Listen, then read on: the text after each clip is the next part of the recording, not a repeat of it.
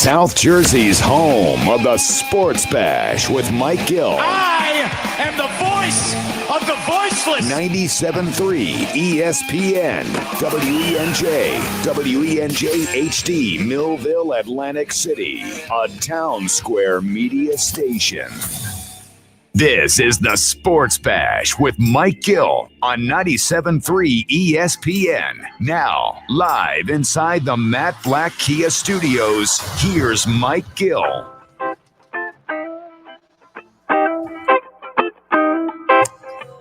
So that'll do it. A end of the Sixers season. They fall in game number 7 last night at home. They lose for the third time on their home floor in these playoffs. And the Atlanta Hawks are heading to the Eastern Conference Finals. They'll take on Milwaukee, who beat Brooklyn on Saturday night in a Game 7 as well. I'm Mike Gill. This is the Sports Bash live on 97.3 ESPN, the free mobile app. And, of course, you can watch the show live on Facebook, YouTube, and Twitter. Just search 973 ESPN. All right, we got so much to dive into today, but I will obviously start with the biggest issue of the entire playoffs, really. And it was Ben Simmons. I mean, we went through an entire regular season and said, look, we'll wait to the playoffs to find out what this team will look like. And quite frankly, here's the thing about the Ben Simmons thing that is very odd.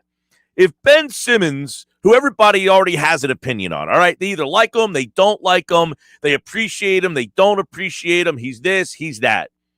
If he was the Ben Simmons that you normally get, the guy who still frustrates the hell out of you, the guy that obviously is a lightning rod and a polarizing figure to begin with, if they just got that guy, this series would be over.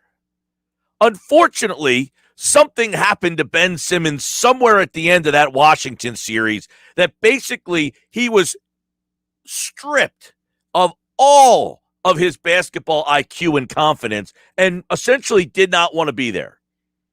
And he was at the top of the list, number 1, why the Philadelphia 76ers lost this. Now, you could say X, Y, Z, and I think you can add in a lot. Here's the problem, and I was there last night. My takeaway was this. The rest of the team knew he had no confidence. People were talking about the body language. People were talking about how the Hawks, like they were having fun. The Sixers were slumped over because they went on the floor knowing that we have a guy on our team that is not the player that we rode here with. Ben Simmons was not the guy that they played with all year. This was some version of him that obviously had something wrong with him. So, moving forward now, the organization has to make a decision on what they want to do with him. Now, they're going to base this opinion of Ben Simmons based on what they saw in these playoffs, which they should. You know, we know that the limitations, he doesn't shoot the ball, he doesn't but it went beyond that. It went beyond that because they've won with him not shooting. They've won with him playing this style of basketball. The problem was they couldn't overcome the fact, yeah, he's not going to shoot from 3 or he's not going to shoot from the elbow, but he was going to create points some other ways. He went from that guy to not shooting at all, and that's unacceptable. Completely unacceptable. In the end, yes, Ben Simmons was not ready for the big moment again. The play last night with 3:29 left in the game is a microcosm of the postseason that Ben Simmons had. We all know Simmons doesn't yearn to score 25 points per game, but he has the ability to do so if he chooses on any given night, and we've seen it. The problem was he didn't even choose to score 5 points. And in these playoffs, he not only chose not to score, he chose not to shoot. You know, it ticks people off. They want him to score 20. They want him to score 25. And he might score 14. If he just scores 14, they win. While Simmons acknowledged his shortcomings in the series, it's a small consolation for another disappointing second-round exit from the postseason. This time, you lose 3 games on your home floor.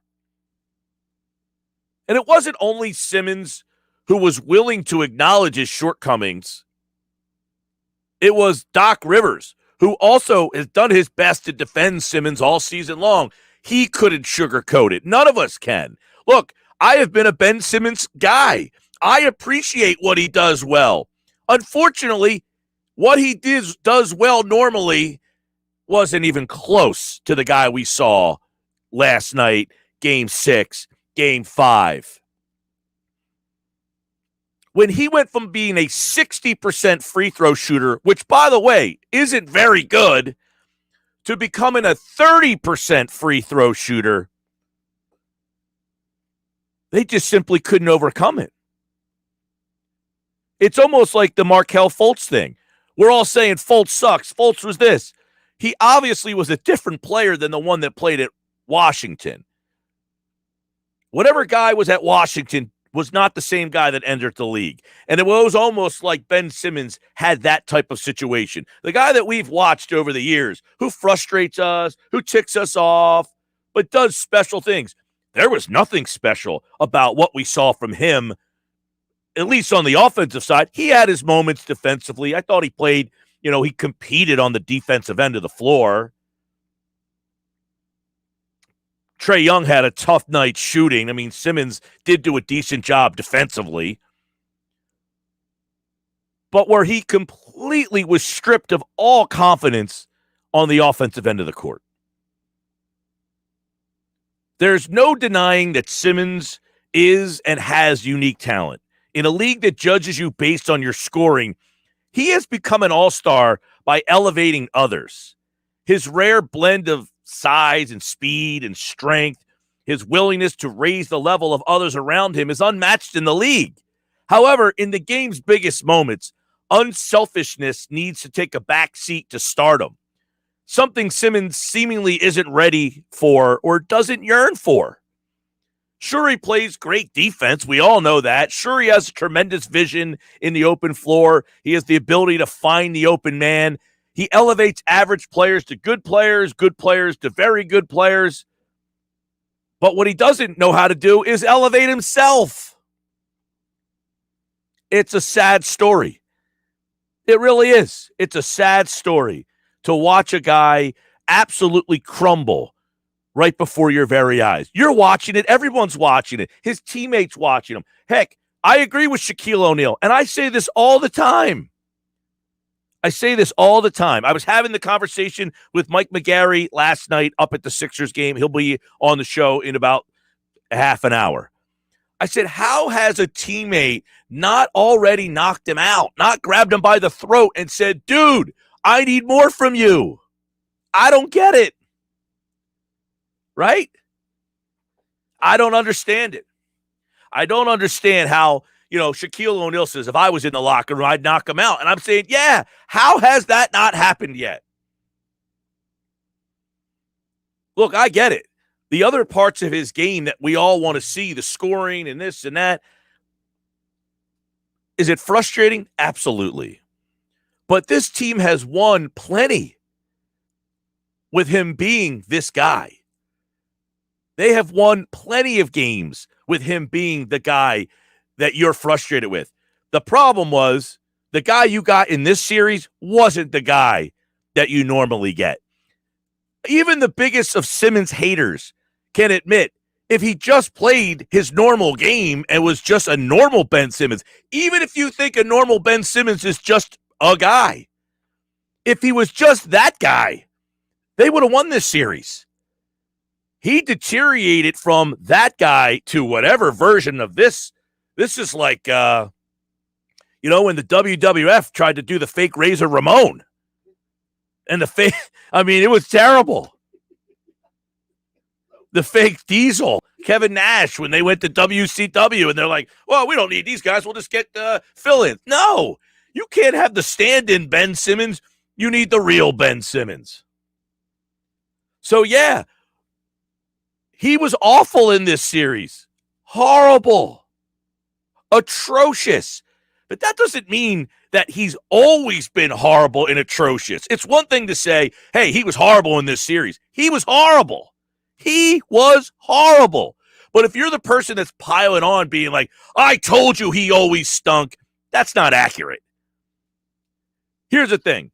Many of you people out there were excited about this team and think they can win because of the things he does. You take what he does away, and that's what you get. A team that can't compete. Why couldn't they compete in this series? Because Ben Simmons played like that. He didn't play like Ben Simmons. He played like whatever that guy was.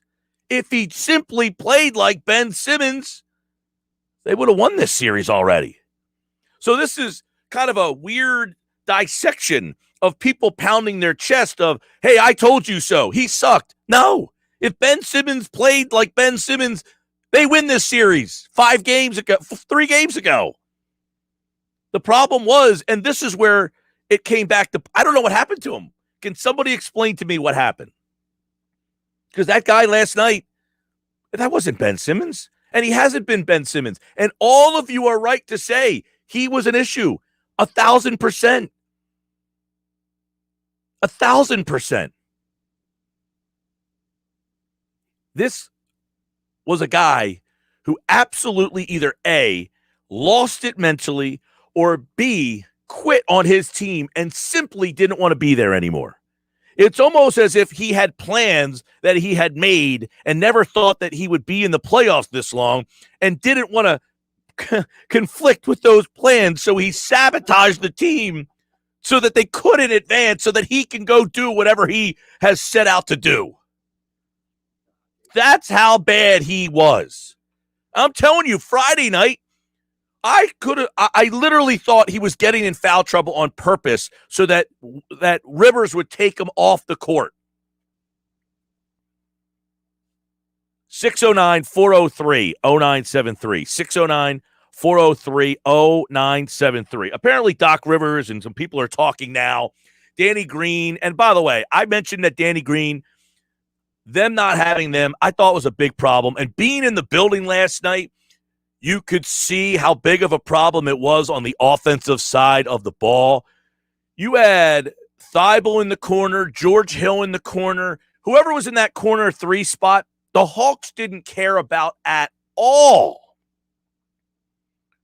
But if Danny Green's in that corner, even if he's not shooting well, the defender has to at least account for him. He has to appreciate that, hey, this guy's a great catch and 3 shooter, even if he's not shooting well. That said, not deflecting anything off of how bad Ben Simmons was last night and in this series. This series and last night and Friday night. Friday night, I don't know how the hell they won a road playoff game with him playing like that. They won a road playoff game with him essentially being the worst player in the league right now. There's just absolutely no... First off, you can't explain it. I can't explain it. I was there last night with my own 2 eyes and saw a guy crumble. I'm watching him pregame beforehand. He's shooting free throw after free throw after free throw after free throw. Swish, swish, swish, swish, swish. Everyone's going in. But that being said, when he gets on the floor, it's like the videos that you see of him shooting threes and in the open court, pull-up jumpers from the elbow. So you know that he can do it. He chooses not to. That's the thing right there. He can't do it. He has chosen not to. And that's where I agree with what Shaquille O'Neal said last night. How has somebody not gotten to a fight with this man yet? How has somebody not gotten into a fight with this man? A physical fight. Because if I had a guy like that, of that talent on my team, and he didn't give me all the talent that he has every night, there'd be a problem. Right? There'd be a problem. So I see a lot of people saying, oh, see, we were right about Ben Simmons. Not really. Because if Ben Simmons was Ben Simmons that you guys don't like or do like, if he just was that guy, they would have won the series. And that doesn't make him great. They didn't lose because Ben Simmons is Ben Simmons. They lost because Ben Simmons became this version of Ben Simmons, which I don't know where he came from. That being said, he lost them this series. 1,000%. He lost them this series because the rest of the team understood that he lost complete confidence. And that carried over to everybody else. They knew the Ben Simmons that we got all year, if we don't have him, we're not good enough. They know that. The team knows that. They were not good enough without Ben Simmons being the Ben Simmons that he normally is. So when they got this version of it, you could see right off the bat, they knew they had no shot. They had no shot because they knew it. You have Doc Rivers, who, by the way, I thought was horrible. You know, it was Brett Brown's fault. It was always Brett Brown's fault. And I say it's not Brett Brown's fault. Part of the problem is this. This is part of the problem. But Doc Rivers, I felt bad for him. His hands are tied in the middle of a playoff series. He's got to divert from everything he did to get them here. Everything they did to get to this point, he had to change on the fly because his guy just completely lost it. If you've done something for 72 games and it worked, and then all of a sudden you get to this point and you say, hey, what happened to the guy that you were for those 72? I get it. The playoffs are different. The half court, blah, blah, blah. No, he wasn't even close to the same guy. He's passing up open looks. We all know he's not gonna shoot. That's normal. That's the team. The team has been constructed around that, him not doing that. That wasn't their issue. The issue became, even in the open court, he didn't want to score. He didn't want to shoot. There was an open dunk opportunity. He didn't want to take it because he was afraid he was going to get fouled. 609-403-0973. Where was Ben from the third quarter? Oh, from game 3 of the third quarter. I don't know. I have no idea. Mentally gone. Mentally gone. Mentally gone. I mean, afterwards, he gives you, it is what it is. I wonder where he got that line from. I mean, come on. You give me it is what it is. I am who I am. Popeye the Sailor Man. You know, one problem that we all have with Simmons is the lack of aggression. He's so fixated on wanting others to stand out. He wants others to basically excel. He's great at lifting the level of others, but he can't lift the level of his own self. It's a weird dynamic. And listen, I think 1,000% today, the next phase of this team has to be considered with him not on it, which is unfortunate. It really is. He is a very unique talent that a lot of people just don't get, and I get that. You don't get it. You don't like it. You want your guys to score. This is a league where you score. They didn't need Ben Simmons to score 25 points last night. They didn't. They just needed Ben Simmons to be Ben Simmons. And he wasn't. He wasn't close. That's the difference. People are saying, see, I told you. No. He didn't need to score 25 points last night. He just needed to be Ben Simmons. And he wasn't. And he hasn't been this entire series. If he's just Ben Simmons, the guy that we got all season long, this series is over. Somehow he had 13 assists last night, which I find to be amazing. I actually thought Joel Embiid, at one point I looked up at the scoreboard and he had 29 points. And I said, man, that's the quietest 29 points. I thought Embiid just, I don't know. He had it. He didn't have it. There was moments. I was like, oh, that's a good sign. And then he didn't have it. I thought he had, the 8 assists. He had bad shot selection. But again, he's in a situation where he knows he's got no help from Simmons at all. And Curry got into foul trouble. They had to get him off the court. I mean, he was off the court for about 8 straight minutes. The problem with Curry was he had foul trouble. And then on the other end, they're targeting him on defense, and Hudrick just going after him and after him and after him and after him and after him. I mean, Curry was awful defensively last night. Korkmaz was unplayable last night. And Tobias Harris. I mean, I'll give Tobias Harris. He had more aggression last night. Unfortunately, shot 8 of 24. I can't rip him for he was aggressive at least. He tried. He was missing Bunny. He was missing how many layups did Tobias Harris miss last night? But at least he was aggressive and took the ball to the basket. He just didn't close. They went to Maxey, tried to get something there. I mean, it's game 7. Hey, can I get a 20-year-old rookie to come out here and save us? That didn't work. Then they tried again. Because Simmons was so bad, he had to go to Milton. He tried Hill. I mean, Hill got 22 minutes last night. They haven't played Hill at all. Hill was getting scorched on defense. And as I said, if you watch this Hawks team play throughout the course of the year, they're good. They got shot makers on the. The Sixers are a team that they have Curry, they got Green, they got those 2 guys. But they just don't still have that group of guys that come off the bench and just fill it up.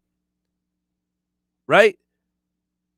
They just don't have that guy. And I say fill it up. That can shoot and hit a three, and just, Korkmaz, yeah, he's kind of that. He's their version of what Hudrick does. But I felt like Gallinari hit 3 after 3. I mean, just big threes.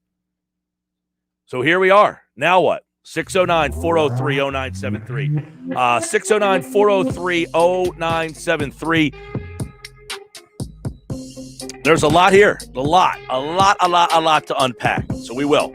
I see all the texts coming in. We'll open up the phone lines. 609-573-3776.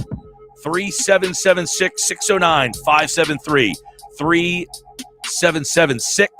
If you want to jump in on the phones, the video stream is popping right now. Woo! And, of course, the text board as always. I'm Mike Gill. This is the Sports Bash on 97.3 ESPN, brought to you by Matt Blatt Nissan. The all-new Matt Blatt, open Black Horse Pike, Egg Harbor Township, next to Home Depot, online, mattblattnissan.com. All right, your reaction. What went wrong? Obviously, we know what went wrong. Simmons was terrible the whole series.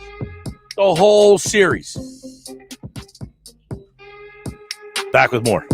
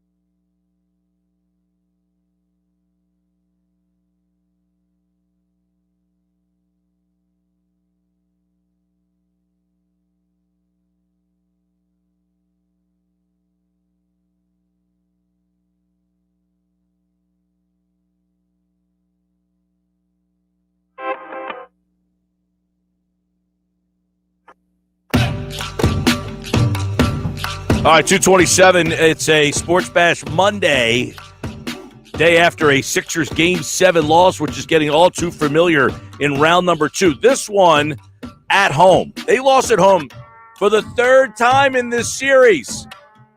Unfathomable. Matt from North Carolina. I don't want to blame Ben Simmons for everything because he wasn't 100% at fault. Doc didn't coach well. Tobias choked again. Joel turned it over too much. But I can't defend him anymore. It's sad from a human side, but he's doing himself no favors. We have to move on. There's a lot right there. I don't think Tobias he was aggressive. He just didn't shoot well. I can't – if you go and shoot the ball 25 times, he at least showed up. He just didn't – he didn't make them. He didn't hide like the other night when he only shot the ball 11 times. Joel did turn it over too much. I thought Doc was in a rough situation. Not that he did a great job. Doc Rivers has been getting ripped all over the place, and I thought he was in a really tough spot with what happened with Simmons here. Simmons obviously, look, this team was the number 1 seed in part because of what Simmons brings to the table, okay? People thought this team could possibly win a title because of what Simmons does. If Simmons was Simmons that we have seen the first 40, even with his limitations, even with the limitations that he has that piss people off, if he was just that guy, this series is over. The problem was he went from a 60% free throw shooter to a 30% free throw shooter, which affected his entire game. It's not justifiable, but it's obvious. People are acting like this is Ben Simmons all the time. That this is who he is. He shoots 4 times a game. He doesn't want to do anything. No, that's not accurate. So stop acting like, hey, I told you so. No, that's not accurate. Now, it's accurate to say he was horrible in this series and cost him. Whatever is going on in his head right now, it cost him 1,000%. Todd in Brigantine says the problem with Simmons isn't his lack of scoring. Agree. It's his lack of shooting. There's something to be said for that. We don't need 30 points from him, but we do need him to take that wide open dunk instead of passing it. Yeah, but that shows you, Todd, how far down the rabbit hole he went mentally, to the point that he gave up a wide open dunk because he was afraid he was going to get fouled. At that moment, the whole place knew. The announcers on TNT were like, did he just pass that up? It's going to be a meme everywhere. He had mentally lost it. So, yeah, I agree with 1,000% what everybody's saying. He cost them this series. But also, be true to yourself and realize something's up with that young man right now. People are acting like, see, I told you, this is who he is. That's not who he is. You guys know that.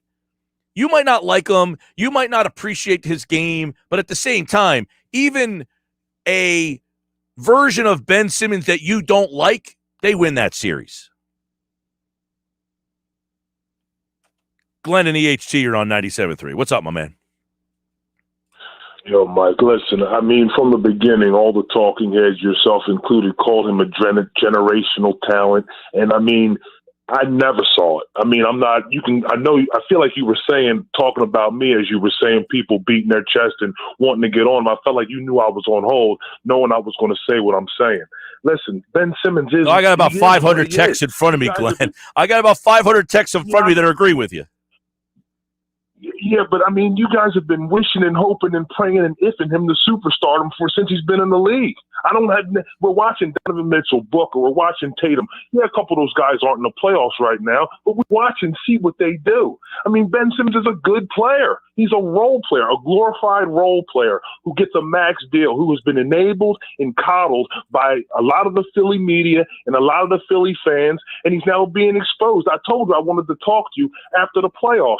Would they have beat Atlanta if he was his normal self? Maybe, but do we need a mental midget on the field, on the court? That goes to who he is. Well, let me ask you: if you ever, but we've never seen it to this level. This week, whatever happened this week went to a whole new level. He turned into Markelle Fultz essentially. He completely lost it.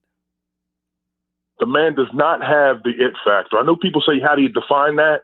Watching him, you just know he doesn't have it. I mean, there's no player on the team that could punch him in the face and still be on the team. Only maybe Embiid. Embiid's the only guy who could slap him around and still be on the team. Well, I said, I've had this conversation with so many people, Glenn, how guys have not gotten to the point where they've pinned him up against the wall or something because of how frustrated. Look, it's obvious that this series, something was not right. Mentally, I think the free throw shooting took over such a mental toll on him that, quite frankly, I don't think he wanted to be out on the floor. I think he would help better when they took him off the floor.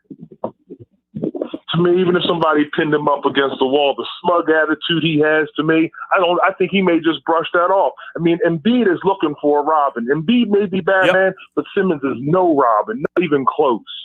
And Embiid took a small swipe at him last night. I think that was the first crack of, we got to do something here. I mean, he even paused and thought about it. He said, I don't know how to say this, but I thought that game turned when we passed up on that open shot.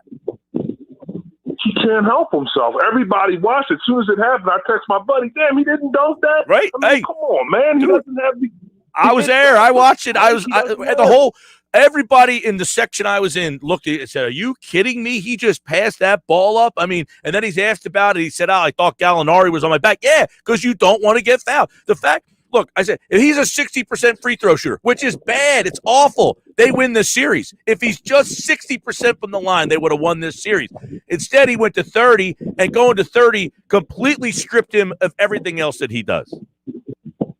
He's just too limited on offense to hide at this point. Like you said, and he's not going to score the high 20s and 30s, but he's got to be an option. To me, on offense, he's not really even an option at this point. Well, I'll tell you, Glenn, you're right about, here's what I say. They don't, if he scored 14 points last night, that's, he just got to be something out there. He went from a guy who, he gets this, that, open floor. He went from that to completely non-existent.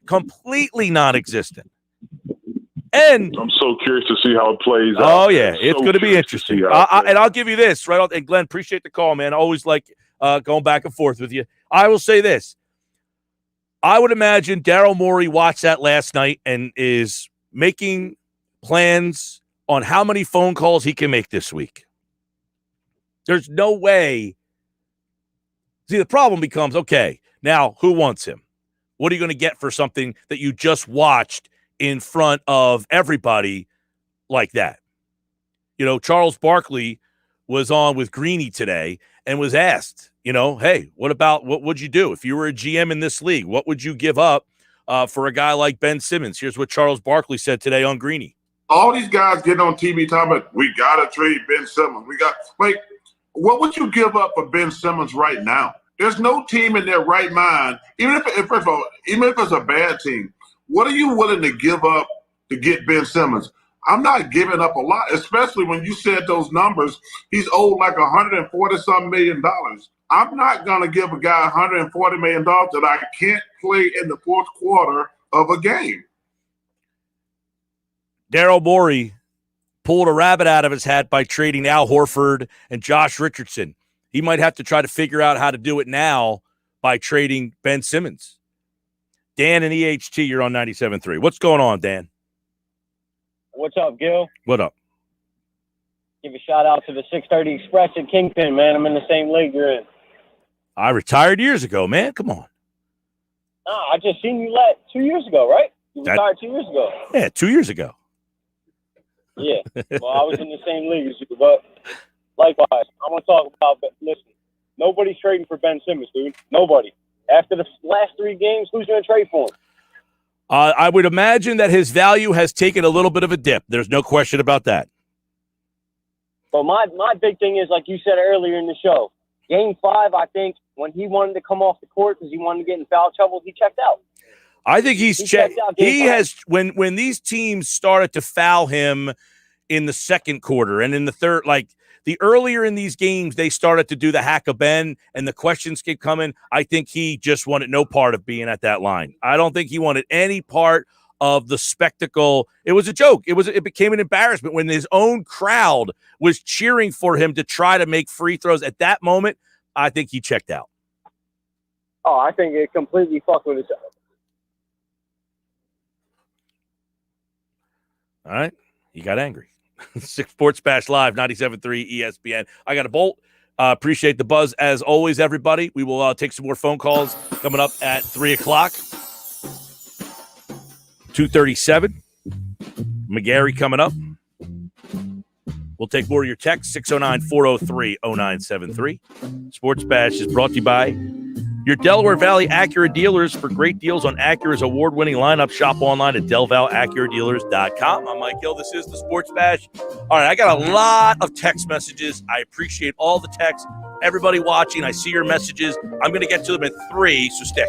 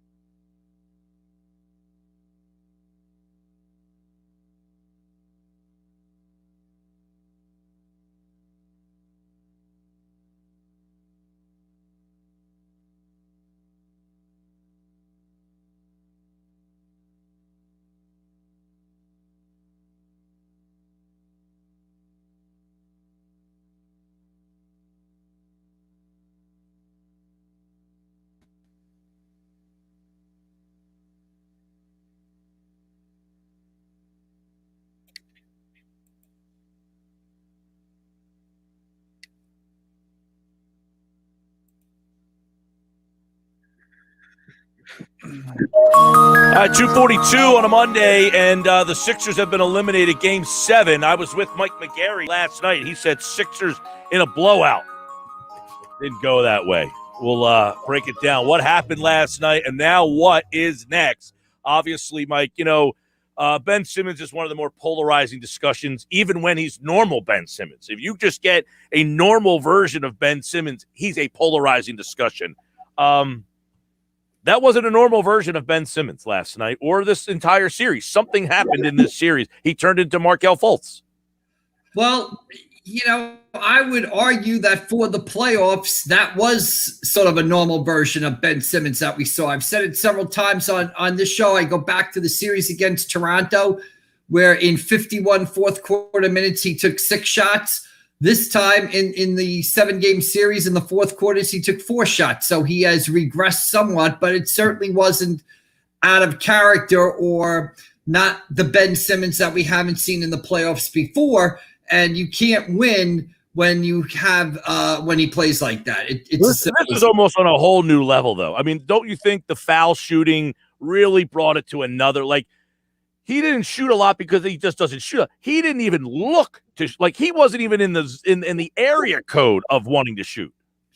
Yeah, I mean, the foul shooting. Anytime you shoot 33% from the foul line, it's a problem. He was taken out of games, so he did go backwards, and he's gone backwards all 4 of his seasons. But certainly, while it might have been worse than expected, you can't say that it came completely out of the blue or that people haven't been warning or sitting there saying you can't win in the playoffs with this guy. And this is why. It was just taken to the maximum level, in this series. If he shoots 60%, which is where he's at for the series, the series would be over by now. Possibly. I just think it's very difficult. What do you do with Ben Simmons? What do you bring him back? Do you trade him? Everybody's got an opinion today. I think you got to let things settle for a while, but you clearly can't win. You can't win. I'll say this: Embiid and Simmons together, I don't think works. One of them has to go, and it's not going to be Embiid. Right. Oh, I mean, at this point, after what you saw last night, I mean, he had no interest in being a part of the offense last night. And then I thought it affected everybody. I think it felt like the thought of we are this team that we are in part of what he brings, what the uniqueness that he has. No other team really has what he brings. We are who we are because of him, and him not being that guy, we know we can't win. So you were only there because of what he brings, and because he wasn't that guy, they couldn't win. So it shows that what he adds is valuable, but when he didn't have it, they couldn't win. Well, what he adds is, I guess, in the words of Draymond Green, the Golden State Warriors, there are 82-game players, and then there are 16-game players, meaning there are regular season players and there are playoff players. In the regular season, where you can get up and down, where there's more transition, yes, Simmons is valuable. But in the playoffs, and you say, does it affect everybody? Sure. Play 4-on-5, it affects everybody. I mean, and basically, when you're I can't tell the fans this, we're lucky enough to be at the games. When you're at the games, it gives you a completely different angle than you see on TV, and you see the way the other team defends him. You see how far Danilo Gallinari is off him. You see Gallinari sitting in the middle of the lane, basically playing a one-man zone because he doesn't have to worry about Ben Simmons. And when you see that, you see just how tough it is. And you saw the frustration last night. Embiid cracked a little bit in the post game. He kind of said, hey, that's the turning point of the game when Simmons passed up the dunk. People I'm sure can go online and see Embiid's reaction to Simmons passing up the dunk in the moment on the court.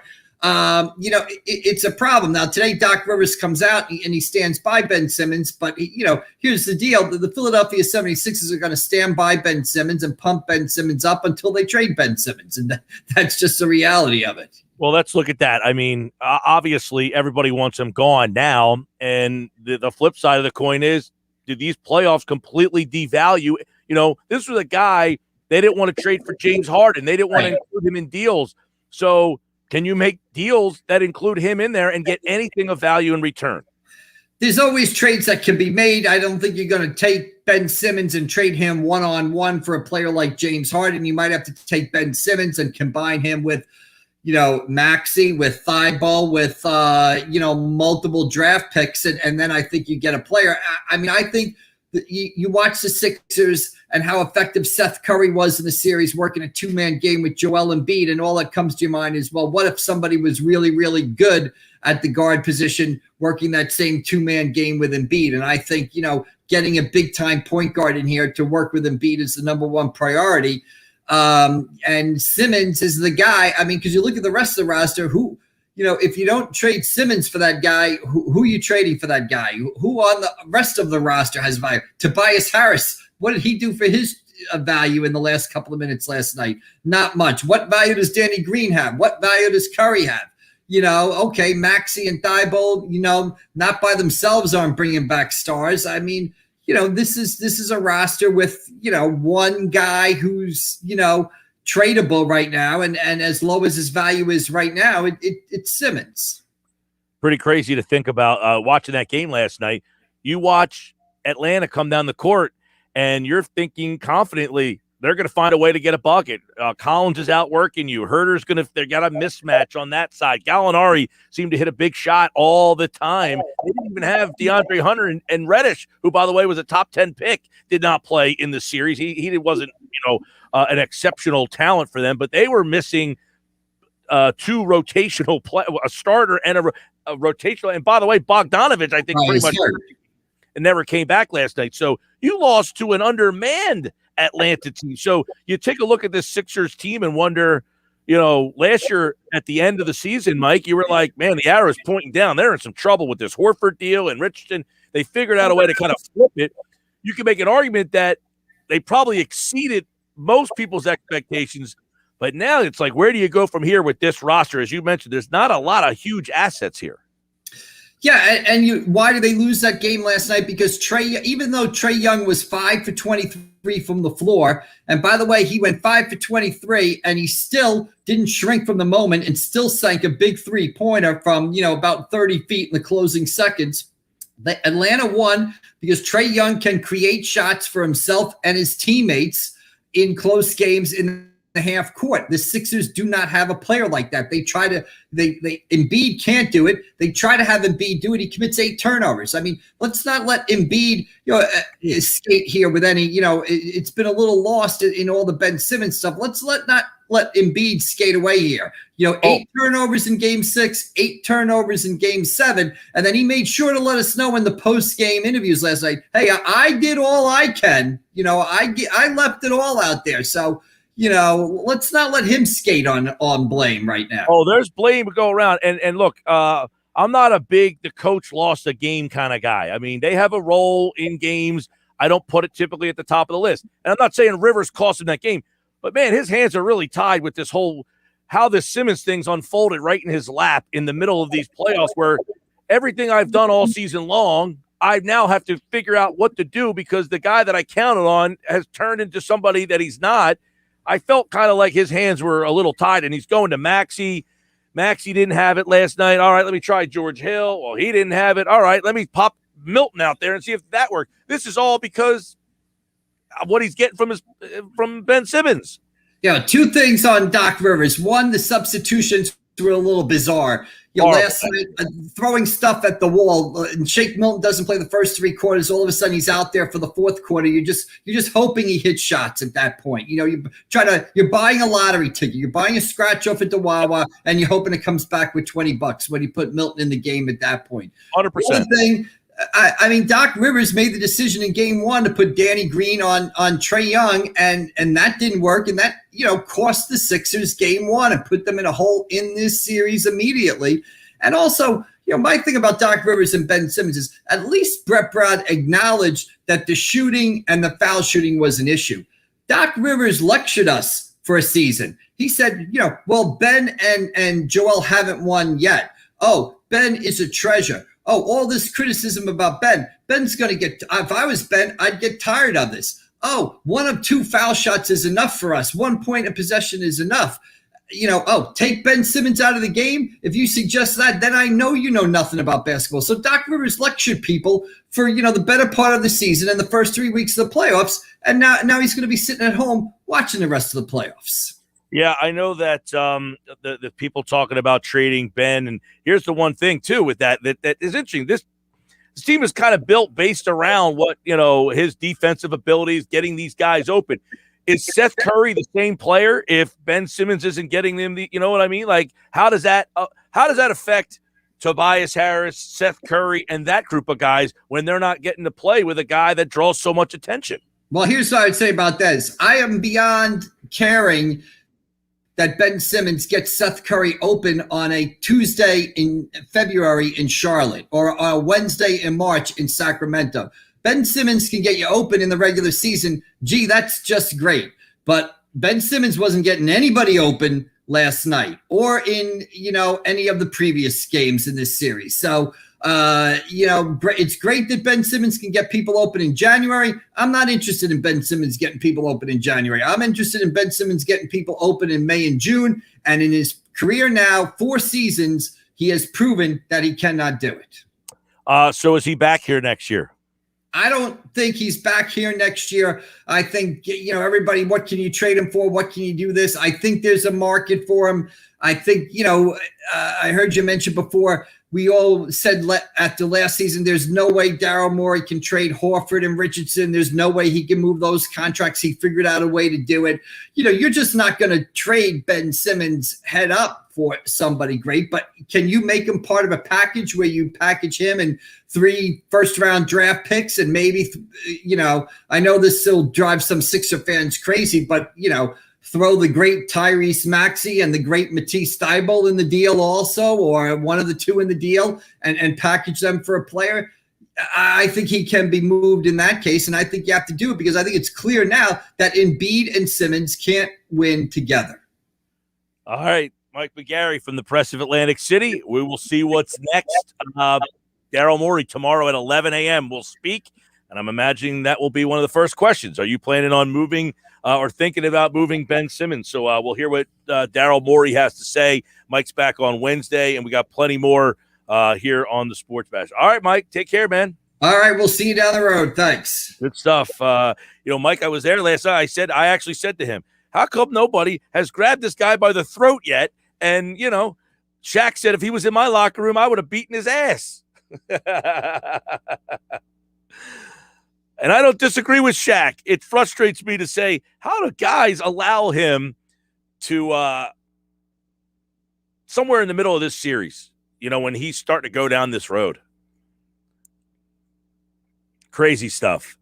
I've never seen anything like it. You're watching this guy last night, and you're literally seeing a guy who's like, get me off this floor. Please, get me out of here. Completely lost confidence. All right, your text messages, I got a bunch. Your video messages, I got a bunch. We'll open up the phones, 609-403-0973, 609-403-0973 is the text. Back with more.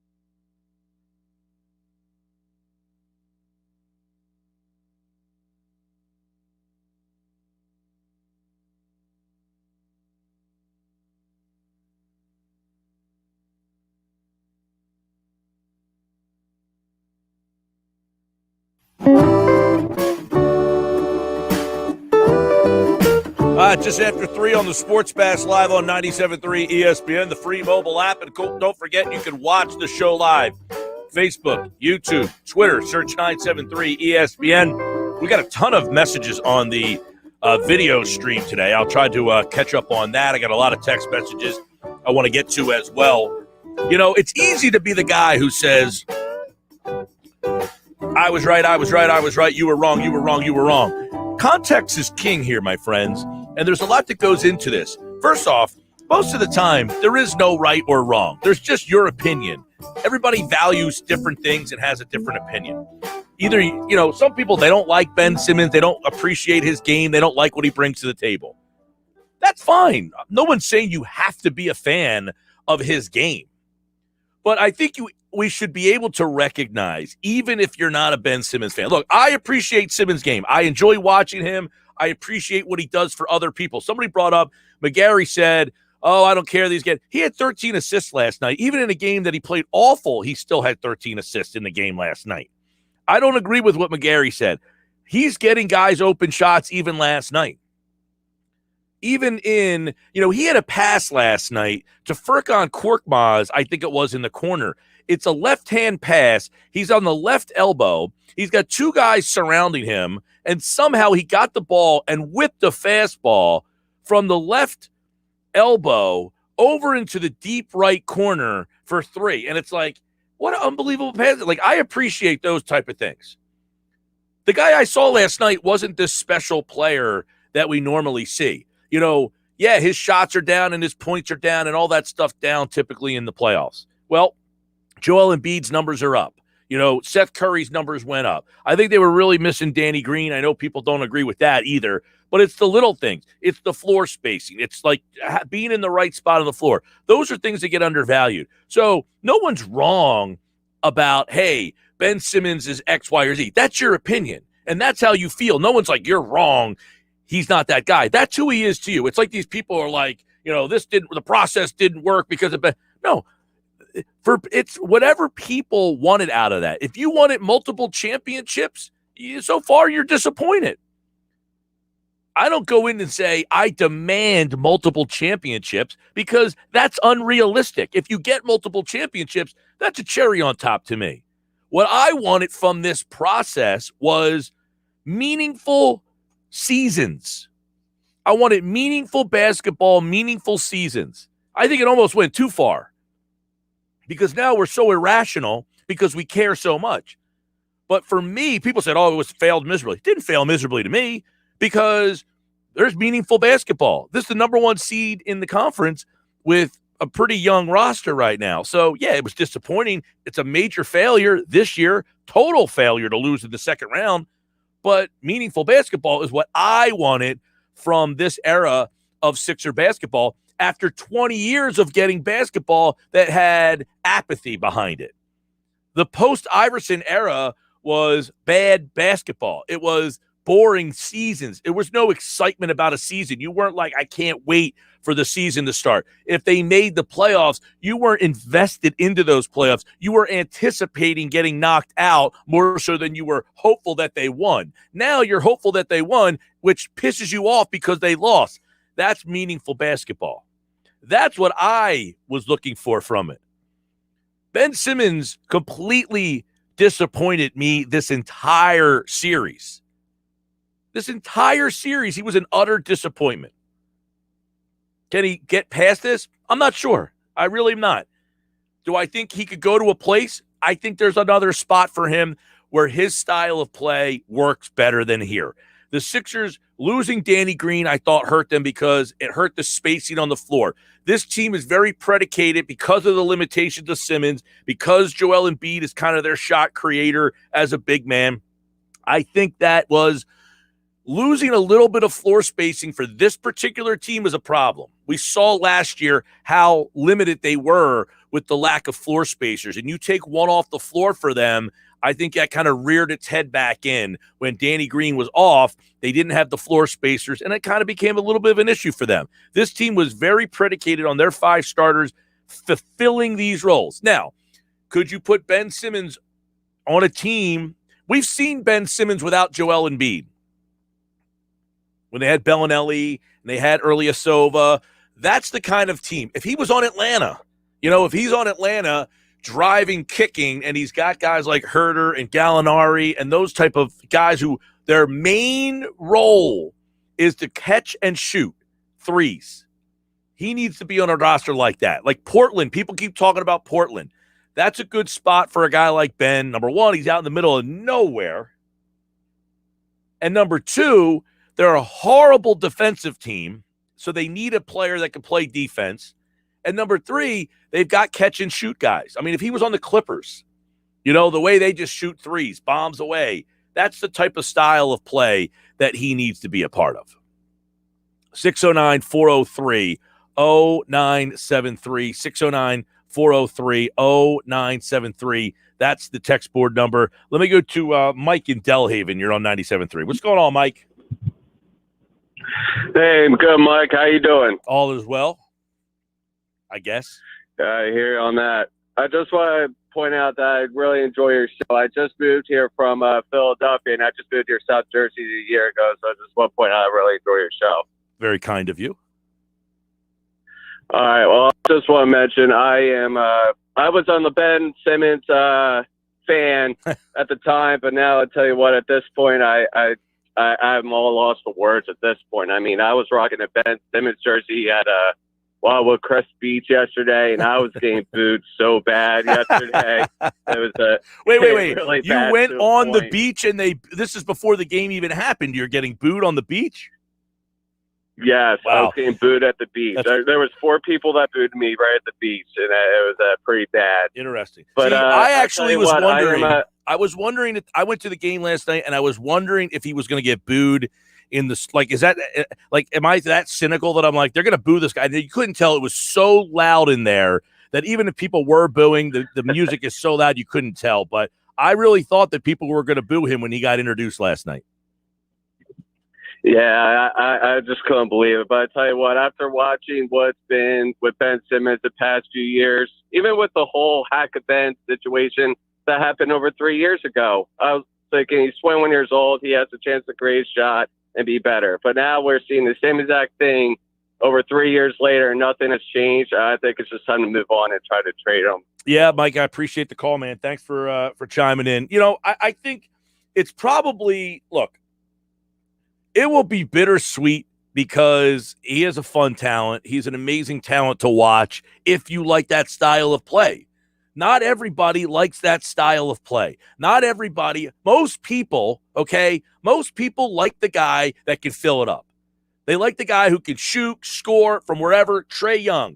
Trae Young is a guy who shot 5 for 23 last night. But no one's saying, man, that Trae Young had a bad game. He shot 5 for 23. Heck, Tobias Harris was 8 for 24. We're ripping Harris today and saying, well, he's not the guy.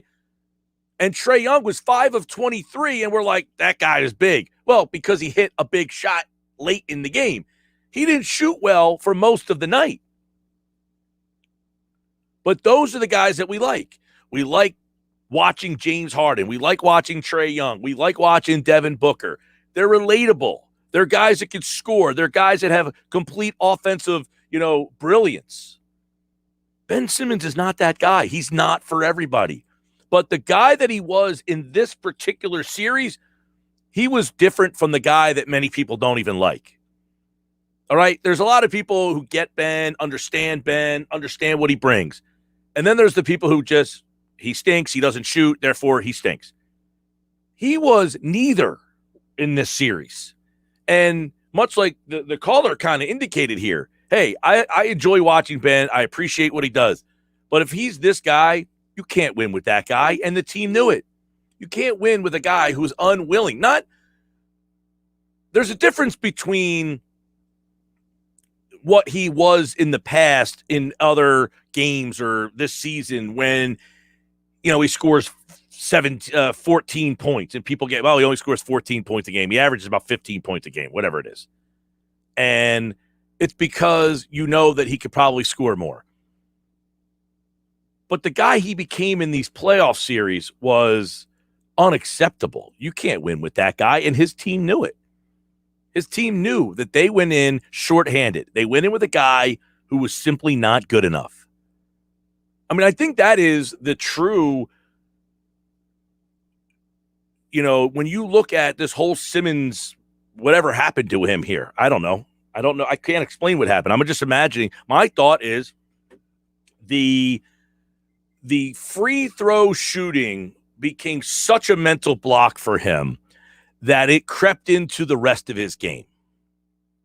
Let me read off some text message. Mike, Ben has proven in the offseason that he doesn't care. He again proved that he doesn't care by his lack of effort and lack of consistency at the free throw line in the playoffs. If you're a max player and you don't care, then you're not going to make it in Philly. It's time for Ben to go. Yeah, I mean, here's the thing. And I think I brought this up the other day, but I want to double check on this. Ben Simmons' free throw shooting has been an issue since his rookie season, right? He came into the league. He was not a good free throw shooter. But what people don't realize is his rookie season, he shot 56%. He has progressively gone up to where he is now at 61% this season. People don't realize he's actually gotten better from the line. Not tremendously. 56 to 61 is not tremendously better, but he actually has gotten somewhat better. But to go from 61 in the regular season to 33 in the playoffs, it's unacceptable. If he just shot 61, they win the series. And that doesn't give you a pass. You can't say I accept 61%, but that number 33%, and just him going to the line and shooting the ball and seeing what it is and, seeing the way it comes out and what happens. I said, some of these aren't even close. He actually made one that it looked closer to him banking one. Ian and EHT, you're on 97.3. What's up, Ian? Hey, Mike, long time, man. How you been? Yo, my man. What's going on? Not much. So here's the thing about Ben to me. From when he first got in the league, it was like, he's afraid to shoot. Well, maybe next year he'll work on it and he'll become a better shooter. And it's like year after year, he still doesn't shoot, maybe a little bit more. But so I've come to accept that, okay, Ben Simmons is not going to be a shooter. And that's fine because he does so many other things. But my issue is his aggressiveness. And if he's just aggressive going to the basket and drawing that attention and being able to kick it out, then, you have a Ben Simmons that you can actually work with, even with Embiid. But in this playoffs, it seemed like because his free throw shooting was so bad, he became even afraid to take it to the basket. Yeah. So you say, oh, well, maybe we'll take the ball out of Ben's hands and put him as like the dunker spot or a stretch five or whatever. But when he doesn't have the ball in his hands, he almost seems like he's disinterested. So if you're going to have Ben Simmons that refuses to shoot, can't shoot free throws, won't take it to the basket because he's petrified of being fouled, can't win with that. What can you do with that? Right. Yeah, you can't. So for me, this experiment, I was a huge Ben Simmons fan. I want to see the kid succeed, but I just don't think he's going to be able to succeed in Philly because you know how the fans can get. After this particular series, he's already got that mental block about shooting anyway. It's going to be even worse. Which is unbelievably bizarre, Ian. Like, I hate to look at these videos or whatever. He obviously can shoot. Like, he might not ever be a 40% three-point shooter, but there's no reason that he can't. If the coach said to him, find your favorite spot on the floor and give me 2 a game from that spot. I don't care when they are, just 2 a game from the spot that you feel most comfortable. There's no reason why he shouldn't be able to do that. We've all seen him make shot after shot after shot after shot. It's not as if he can't. He refuses to, and that's the issue. Right, and that was my issue with Brett Brown because he didn't force him to do it or try to make him do it. Doc Rivers, kind of same thing. He kind of turned a blind eye. Well, as I tried to say before, Ben's not a shooter. No coach is making him or any player in the NBA do something they don't want to do unless that player truly wants to get better. And maybe that's the problem, that Ben Simmons truly doesn't care about getting better. And that's a problem. Well, Yeah, you actually read my text right before I came on the line. I sent that text in, and that's the thing that concerns me the most. It doesn't seem like he cares enough about his game to improve it. I haven't seen any signs. Like you said, his free throw percentages have gone up since his career started. This past season, they were down, and then the playoffs they're putrid. So I'm not sure he's willing to put in the work.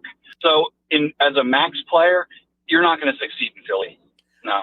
And Ian, appreciate the call. No, I mean, obviously, it's at a point where I don't think that people are going to be too upset if Ben Simmons got traded. I don't think you're going to see this outpouring of, what are we doing? It's unfortunate. It's a total unfortunate situation. And what role did the organization have in this? I think you got to ask that question. I mean, the Markelle Fulton, they had the number 1 overall pick twice. And both of those guys now might be leaving with mental shame. Think about that. Hudrick's coming up. Paul Hudrick, our Sixers insider, putting a bow on this season. Well, not really, because there's so much. This offseason, it's going to be bonkers. This offseason will be bonkers. Daryl Morey, you can guarantee, will be making changes. What are they? We'll find out next.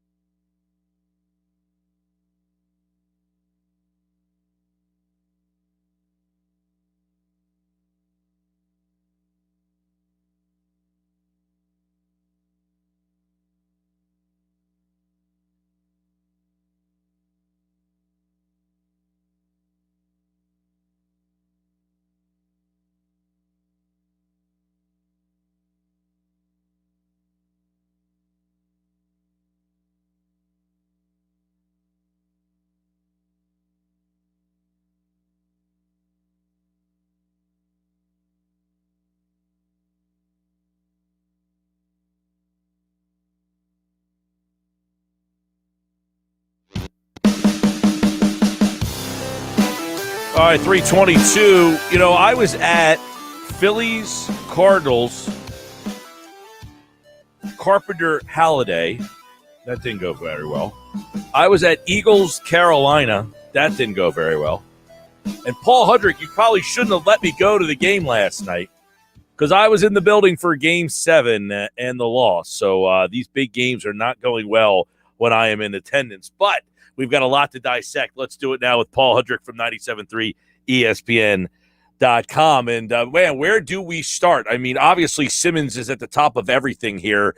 But how much, you know, people are like the anti-Ben Simmonsers are having the field day today. They are, hey, I told you. He was the problem. I told you. Here's what I would say. If Ben Simmons was simply the Ben Simmons that you are, even if you don't like that Ben Simmons, you would have won this series. He became Markelle Fultz, essentially.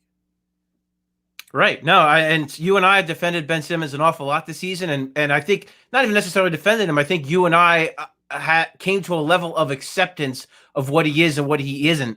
And, yeah, to your point, Mike, like even the biggest detractors of Ben Simmons would not have imagined he would have the worst free throw percentage in NBA postseason history in a run. None of us would have thought that. The guy's a 60% shooter. It's even higher, actually. I think he's around 65% in the playoffs coming in. So it's not – this isn't something that is normal for him. I mean, this is bad even for him as a not great free throw shooter. And then on top of that, just, yeah, like passing up dunks.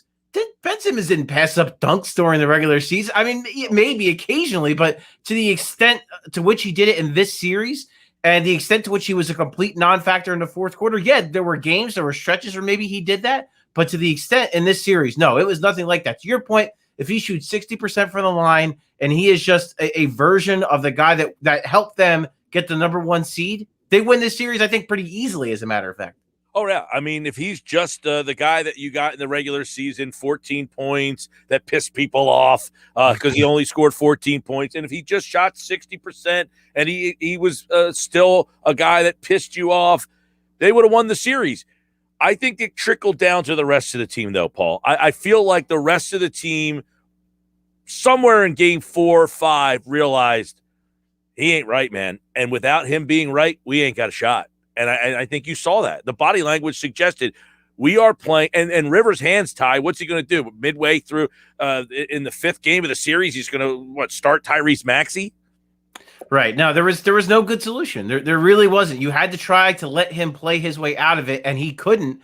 And, yeah, I mean, you know, Joel Embiid even acknowledged it last night. He didn't want to I thought Joel Embiid was actually trying to maybe not he was trying to have a quote that didn't go viral about Ben Simmons, and in the process wound up making one that went viral about Ben Simmons when he talked about the pass up of that dunk and how that kind of just sucked the air out. And it did. It sucked the life out of the building. It sucked the air out of the team. And from there, everything kind of seemed to go south. It's the whole team was tight to me last night. I mean, everybody was. And I just think it was weird, man. I mean, yeah, there were moments. I mean, Embiid with that monster dunk, I mean, he comes down and you felt like, all right. And then Embiid came out early, hits the spinning, you know, and it's like, all right, that's a good sign.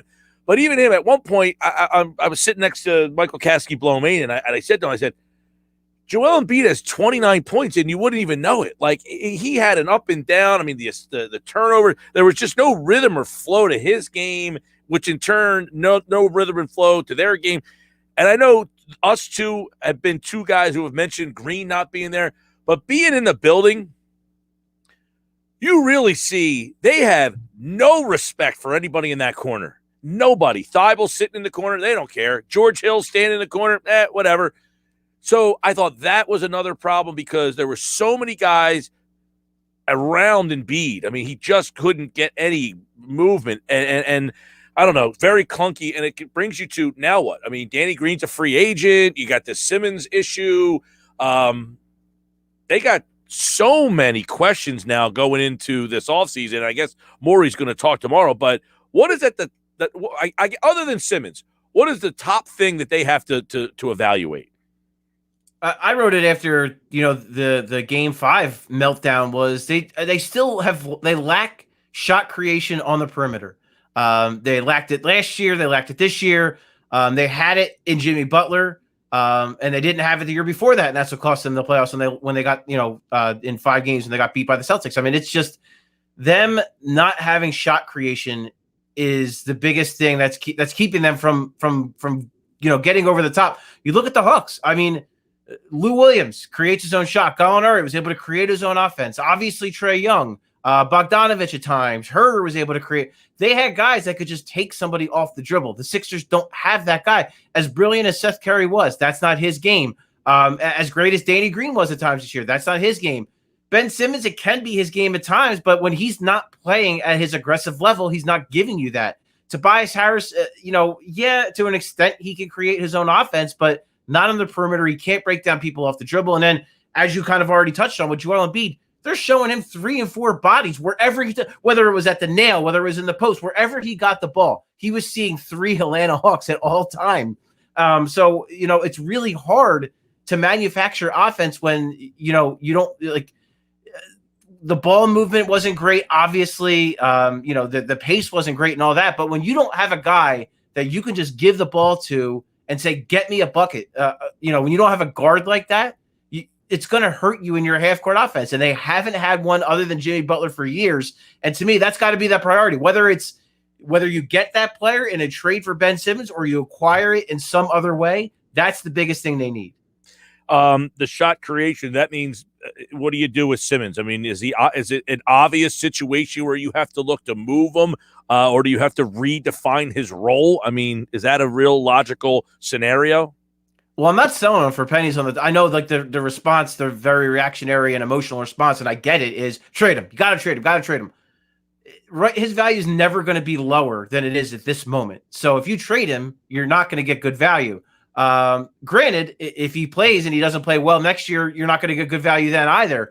But I don't think Morey is going to give him away. Like we're not talking like I see some people throwing out stuff and, throwing things against the wall. And I don't, they're going to have to get something. I know I saw John Hollinger, the Athletic, said, a Levine trade could make sense. And to be honest with you, that was one I didn't like. I didn't like the idea of Simmons for Levine. Now I feel a little bit more comfortable talking about that because I think it kind of makes sense. And it's tough, Mike, because, I mean, if he could find a way to keep everyone intact, but also somehow get a shot like, I don't know, whether it's a sign and trade for a Kyle Lowry or whatever you got to do to get like a shot creator in here, or Mike Conley is a guy I love that I think would be great here. If you could do that without, trading one of your 3 guys, great. I think that could work. And to your point, maybe Ben Simmons changes positions, becomes more of a traditional point forward, sets more screens, does more of that kind of stuff. I'd be open to that for sure. I don't know if that's realistic, though. I think with money, you're probably going to have to move on if you want to make that happen. So it's a sticky situation. And yeah, I mean, Levine's a guy that I would have high on that list, but like a guy like D'Angelo Russell, is that going to work? Or do you think D'Angelo Russell is going to make you that much better? Because I don't. Yes, he's an offensive improvement over Ben Simmons, but I don't think he makes you better as a team. Yeah, it's one of the unique oddities of this situation is that you have a team built around the strong suits of what Simmons offers. And this is a team that has accepted that he is not going to be a scorer. The fans might not have accepted that, but the team has, and built the team as such that, okay, we'll give you 2 shooters, we'll give you a guy in Harris that's a good secondary scorer, and everything will go through Embiid. Therefore, we don't really need you to score all that much. And then we get to these playoffs, and it's like, all right, let's find out if that formula can work. Well, some of it was predicated on the fact that the scoring that he did give you, while not as much as you wanted, went from 14 to essentially 2. How do you account for that and suggest, okay, well, is he now a guy that's just going to score 2 points a game, 4 points a game? I mean, has he dropped off from he's been an 18-point guy, a 14-point guy. I think he's around 11 in these playoffs. He's been 2 or 4 the last couple of nights. I mean, so how do you account for that? That is what is the most puzzling thing is, has he completely lost it to where that's who he is now? How do you answer that question? No, yeah, I can't say that because I think as much as he has struggled at times in the playoffs, like you said, we've never seen it this bad. And he is acknowledged. For him to acknowledge multiple times, it is mental. Tells me that they're, you go like the whole thing with Fultz that was so puzzling to me was people would say this guy stinks. I said, he stunk in the NBA. There's no denying that.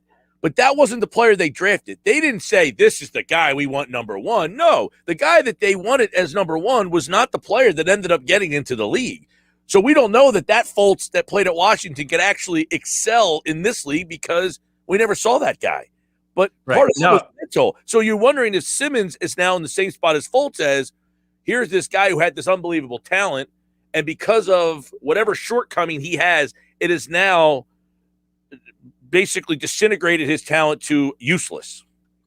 I'm not there. I can't say I'm there just because it was one playoff series. It was bad. Don't get me wrong. It's bad. It's that dunk that he didn't take. That was the worst example I have seen, and I've covered him every year of his career. That's the worst example I've seen of a play where he had a shot and just was afraid to do it. And he's, he acknowledged he heard footsteps last night. He thought Gallinari was behind him and going to block the shot. It's like, you can't be afraid that Danilo Gallinari is going to come from behind you and block your shot. You got to dunk that thing. And I do think that the strategy he had a dunk earlier in the game too. It almost looked like he crapped his pants when the guy gave him the pass. He didn't want to it almost was like he didn't want to dunk that ball. He had no choice. Yeah. And I think the Ben Simmons, the Ben strategy, I think that like Doc Rivers tried to say that he didn't think it leaked into the other parts of his game, but it clearly did. Every time he touched the ball, he was afraid he was going to get fouled. And like in the past, when people have said that, I thought maybe that was like a little bit, like I didn't really buy that. This playoff, so yes, 100%. When he had the ball, he was afraid he was going to get fouled. I agree 100%. And I feel the big turning point of the series is that he's in his home building and the fans are cheering for him. I know it seems like, hey, we're being positive, but it made a mockery out of it. It made a mockery out of the fact that he couldn't make a foul shot. You got the fans cheering and clapping for you when you make a freaking foul shot. I mean, at that point, I think he realized this is bad. Like, I don't want to be here. I don't want this whole prop and circumstance just for me being at the foul line. And just at that point, I think he lost it. Yeah, the 4-14. I mean, that was the game, and that was, that's the game that game 5, and I think that ruined the psyche of not just Ben Simmons. I think that ruined the psyche of the entire team. And it's crazy because you remember that game 3 where he has that third quarter where he comes out and he dominated. He took that game over after halftime in game 3 in Atlanta, and that's when you started to think, okay, here we go. Like, this is the guy. Like, and that was. To kind of like your original point, Mike, that was the guy that we had seen at times throughout the regular season that would, every once in a while, he would take over a game. He was capable of doing that. And then once that happened where he did the 4-14 and just really, they started hacking him every game. It snowballed. It got worse. Then it got to the point where Doc Rivers can't keep him on the court in the fourth quarter. Well, if you're Ben Simmons, how good, listen, Doc was right to do it. But if you're Ben Simmons, how good does that feel when your coach can't even trust you to keep you in the game? So I think it was just a snowball. It just every game it got worse, and everything that went bad, it just kept going south and south and south, and it's like quicksand. Like he couldn't. It seemed like the more he struggled, the worse it got, and the more he kind of got buried. So that's a good point. Yeah. Is how much of it too did he lose confidence in that? Even his coach lost confidence in him. I mean, the coach tried as hard as he could to not show him that I'm losing confidence, but it got to the point where he didn't have a choice. I mean, last night, he's got to play George Hill 22 minutes in that game because his point guard essentially, couldn't give him anything. So he had to play George Hill for 22 minutes later. He tried Maxey. Hey, Maxey gave us a lift in this game. Let's try him. You're asking a 20-year-old rookie in game 7 to come in. He didn't have it. The fourth quarter, all right, let's roll another pair. See if I can get Milton to give me something. And then what's Milton going to do? You stick me out there in the fourth quarter to do what? Just shoot? What am I supposed to do? Shoot 7 shots, 8 shots, 10 shots? What am I supposed to do? He had his hands tied, but it was at that moment, too, where Simmons is getting taken out that the coach showed him, I also have no confidence in you.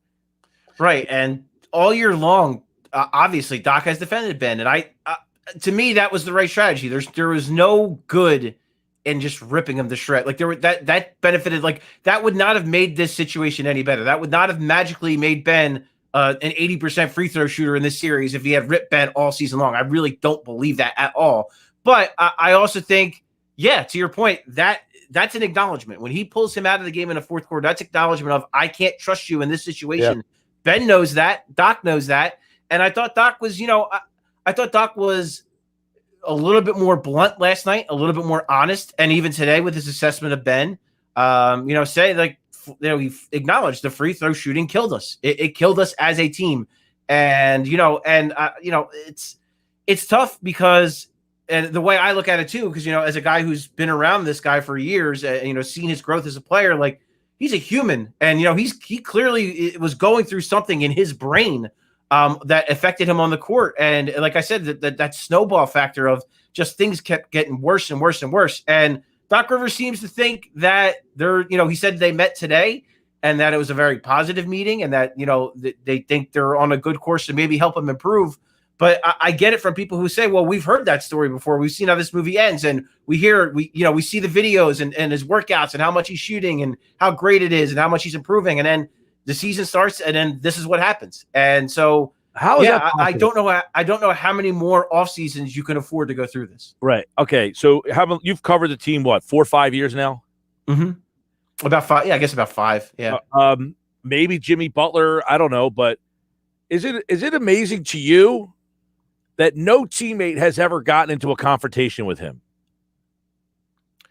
Yes and no. That to me is the most I don't know. I'm a pretty competitive dude, man. I mean, if my teammate was Ben Simmons and I watch these videos of him shooting, I mean, he's pulling up for threes, spinning away, fall away, jumpers in it, and I saw those videos and I see him in the game. I said, dude, really?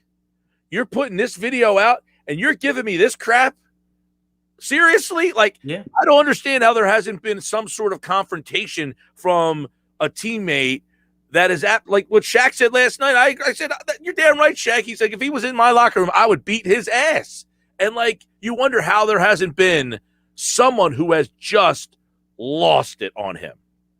Yeah, I mean, we've seen Joel Embiid, in years past have some pretty damning passive-aggressive quotes that were clearly directed at Ben Simmons, maybe not directly, but it was clearly about Ben and his lack of shot and his lack of aggressiveness and his lack of wanting to shoot.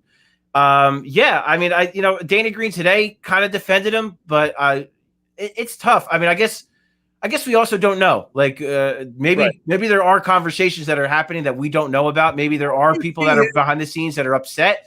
But I just think publicly, I don't think it benefits anyone for him to just get roasted publicly. And then I also think when you see Ben, and this doesn't make it better, it doesn't. But when Ben is acknowledging that there are issues, what can you say to him other than you need to do better? And then he says, "Yeah, I know," and it's just not there. I mean, it's on Ben. I mean, Ben has to be better, but I just don't know. I don't know that someone whooping his ass is going to make it any better. I don't know if that's what he needs. I don't know if that's going to help. I'm not saying that, I'm just saying that somebody hasn't gotten to that frustration. Like, okay, people say, well, he doesn't work on his game or he can't do this.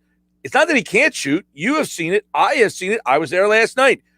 He's shooting 3 after 3 after 3 after 3, and they're going swish, swish, swish. He must have shot 500 free throws last night, it felt like. He sat at that line for an hour. And, I mean, if he makes 9 out of 10, he's swishing them right through. And then he gets to do a game.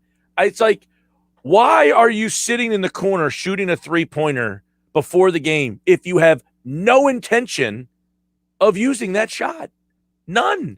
Like, you're wasting your own time. It's like, hey, if you take 100 practice swings and they're all bad ones, taking 100 bad swings doesn't help you become a better hitter. If you take 100 shots in the corner and never intend to use it, you might as well have taken 100 shots someplace else on the court that you do and plan on using it. Right. And I don't really have a good answer. I really don't. I mean, it's like, I don't know that I'm not on the daily calls or that kind of stuff, So has anybody ever said, hey, Ben, why do you shoot in the corner in pregame with no intention of ever using that in the game? Yeah, I mean, he's been asked a million different ways, a million different things about the shot, and it's always very, how do I put it? Maybe not dismissive. That might be too strong of a word to use, but he just always says, it's something I'm working on. It's something I need to get better at. It's something that I'm trying to improve my game. Like that's what it is, right? Really the extent, and that's the extent of it. He doesn't really elaborate on that. He doesn't really, he kind of just kind of brushes it aside and says, yeah, like I'm trying to get better at it. And it's, yeah, I mean, you talk about the difference between him doing it in practice and then him not being able to do it in a game. And it's just, it all goes back to the mental aspect of it. I don't love his shooting form. I don't think it's great, but it's also not the worst shooting form I've ever seen. And I do think at times it looks like it has the potential to maybe go in. Like it could probably go in just as much as it goes in for Giannis, I feel like. And it's just, and I think there is something to when he's more, and I think we've seen it in his game when it's a cyclical thing of when he's more aggressive during the game and he gets to the line more, he gets into a rhythm and then he hits more of them. So again, it's like a chicken and egg thing. Like, is he not being aggressive because he's missing the free throws, or is he missing the free throws because he's not being aggressive? And I think it's both. It kind of all ties into the other thing. And yeah, I mean, as to why he takes those shots, yeah, I mean, he wants to improve. He wants to hit those shots. But if he's not even willing to look at them in a game, then he's never going to get better at doing it in a game. You could take a million of them as you want in practice, but if you're not doing it in game situations, it's never going to improve. It's just amazing, like, that he has gotten however far he is and has been as successful as he is with no intention of doing that. But it's also like, hey, Doc Rivers, look, Ben, find the spot on the floor where you shoot and feel the most comfortable. We're going to call 2 plays for you tonight from that spot. I don't care if you make them. I mean, I think Larry Brown told John Clark this the other day. It's all my ass. If you miss the shot, I'm the one that's playing you. Like, right. What message, or is it beyond that? Like, that's the thing I think is crazy, is that nobody has been able to get through to him just to say, dude, just take 2 a game. Don't care when, don't care where from. You choose. You pick where you feel most comfortable.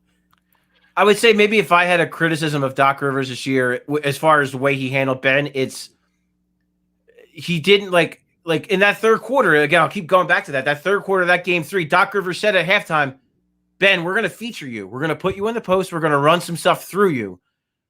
I don't feel like they did that nearly enough for the rest of the series. And I think that could have helped. Like, if it were me, whatever, for better or worse, what I would have done is in game 7, I'm running the early offense through Ben Simmons, and I'm going to try to get him going. Because what does it hurt?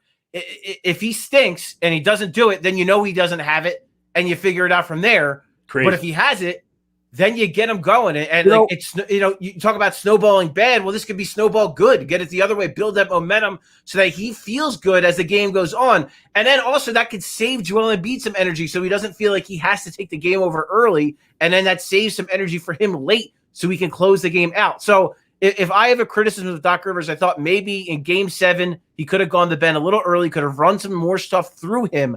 Now, maybe he did try that, and maybe Ben didn't do it. Or I don't know. I don't know fully. But my thing is, I thought maybe he could have done that more to try to get him going and try to build that confidence, put the ball in his hands and make him feel good. And then maybe that could have, got some momentum and to a positive thing. I feel that in the fourth quarter, they actually tried to give him the ball a couple times on the post block area, one of which he passed up the dunk.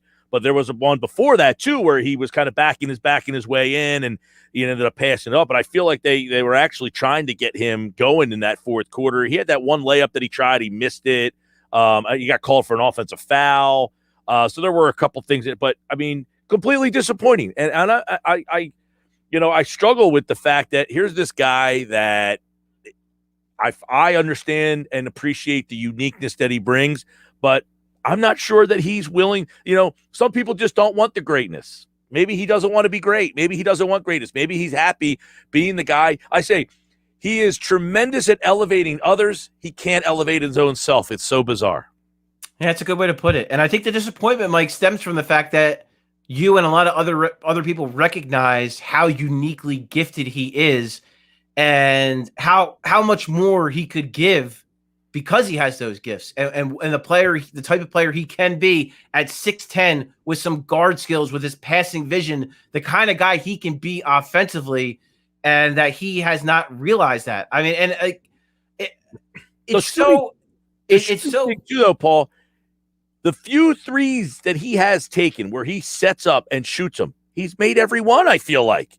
I think he's like 3 for 3 when he's caught it, had the look, and the one in the corner that he made, he hit one from the wing. He had one against the Knicks the one night. I think he's like 3 of actual, maybe 4, when he actually just catches and intends to shoot, not a heave, not some craziness. So that's the frustrating part is he can't do it. Like I said the other day, I don't know if I was telling you, if you Google his summer league highlights, the first shot on the highlight is him shooting an elbow jumper. Yeah. What happened to that? At some point along the line, he got this weird mental block. And I don't know what it is. You mentioned Markelle Fultz earlier. I don't know what it is with the Sixers with this weird thing where the development where they just don't develop shots. And and this isn't I'm definitely not making excuses. There are zero to make anymore when it comes to Ben Simmons. But and we've talked about this earlier in the year. I always wonder what it would have been like if Ben Simmons went to a bad team. He got drafted on another team that was bad, that didn't have a Joel Embiid, a team that won 20 games. Would he have played differently? Would he have fired up shots? Would he have been more aggressive because he wasn't worried about it getting a team to the playoffs? He was worried about just doing his thing because he knew he was on a bad team and he had to carry them. And I wonder if somehow in his brain it got to a point where it him wanting to be a point guard almost overtook him just wanting to be a great basketball player and do a lot of other things. And I don't know. I don't know at what point he got from, like you said, even going back to LSU, there were games where he would take shots and do things. Even in high school, you saw some of his Monteverde stuff. You see him taking shots. I don't know how we got from, like you said, seeing these summer league highlights where he's taking shots and doing all that to a point where he just flat out doesn't do it. And it got to this point in this series to a point where he's not doing any of that. He's not taking any shots. Because even towards the end of the regular season of this year, I think of that Indiana game, he took that one fadeaway late that he hit. The Houston game, he took a pair of fadeaways that he hit. So it's just what? It's 100% a mental block in his head. And I don't know if he's got a sports psychologist can help him or what, but someone at some point has got to get through to him. And I don't know who that person is. Yeah.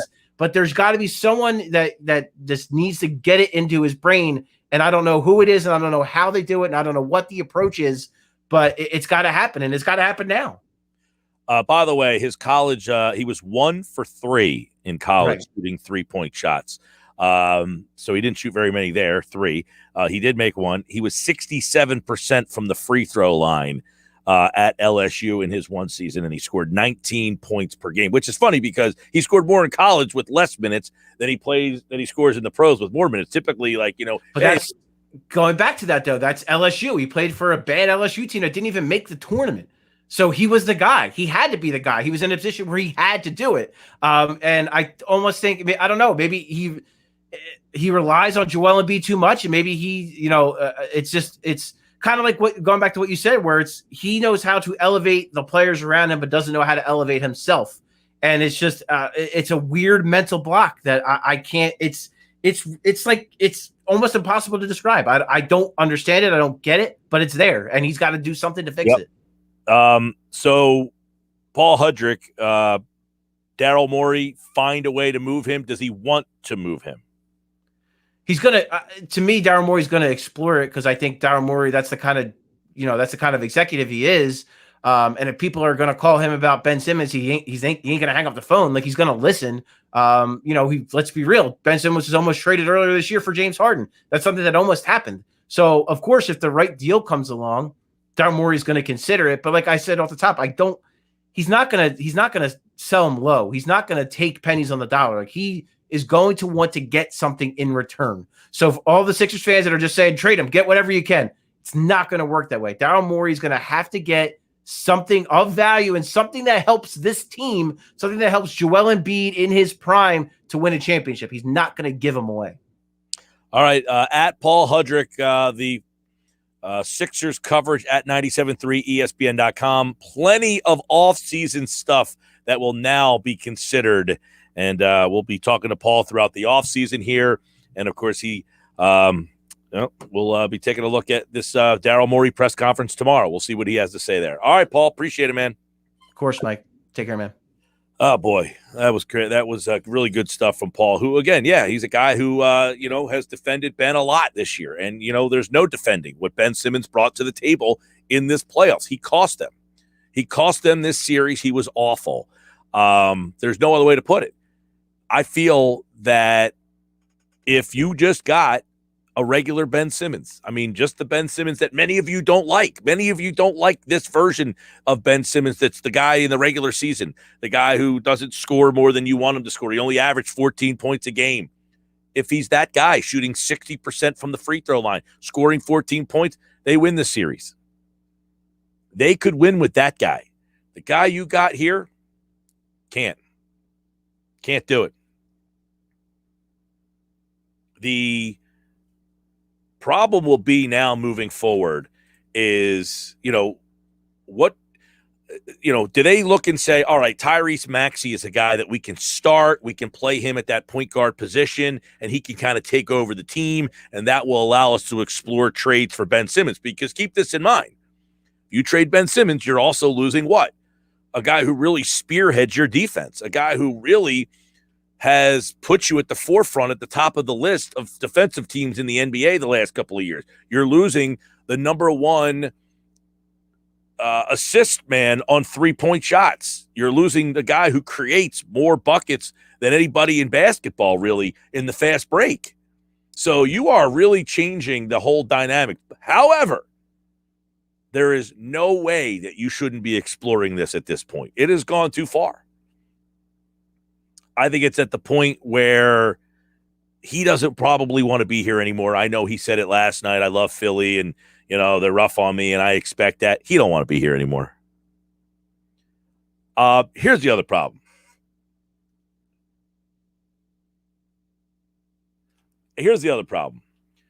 I think it's gotten to the point of no return, too, where it's like Groundhog's Day.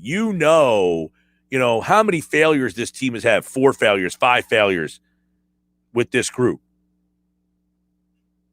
It's almost like, hey, Brett Brown, he got 7 chances at this. The first 3, of course, they were losing on purpose. And then you lose here. It was time. It was time to change the voice in there.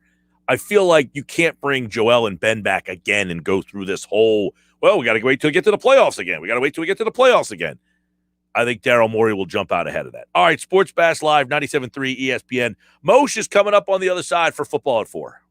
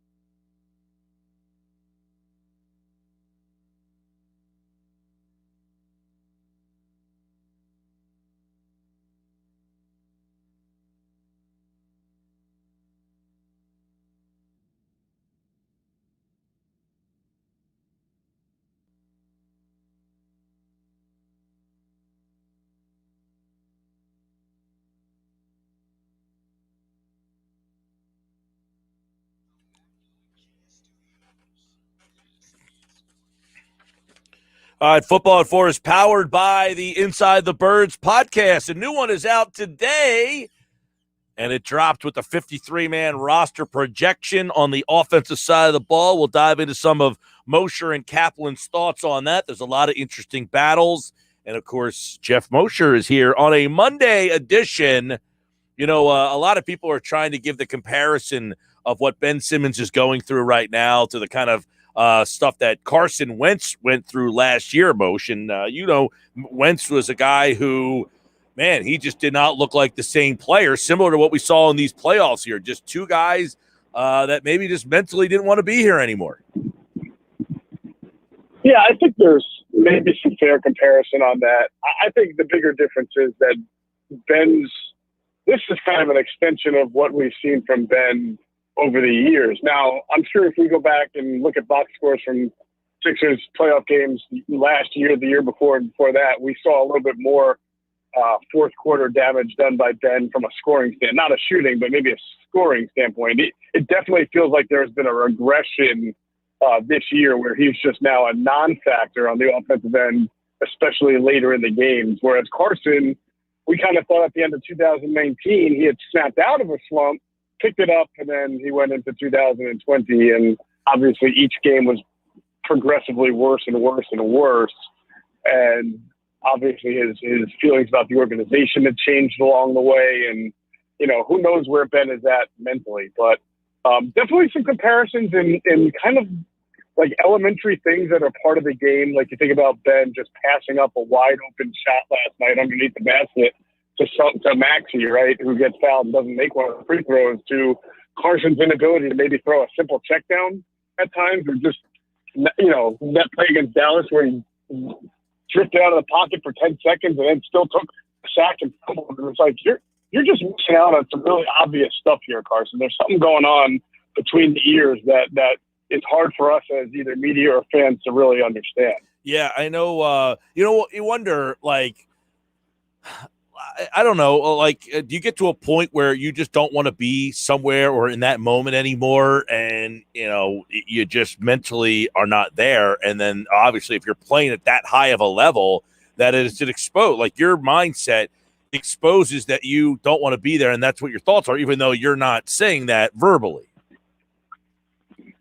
Yeah, that's a great question. And it almost provokes the question from Carson's side, like, was there a point last year where he knew he was not coming back? Was it right after the benching, or was it when he didn't get the job back the next week? And because he was benched and never got back, I don't think we ever got to see what a Carson Wentz who was completely checked out would play like. I don't think he was checked out before the bench. He was just playing worse and worse and hit and things around him were apart.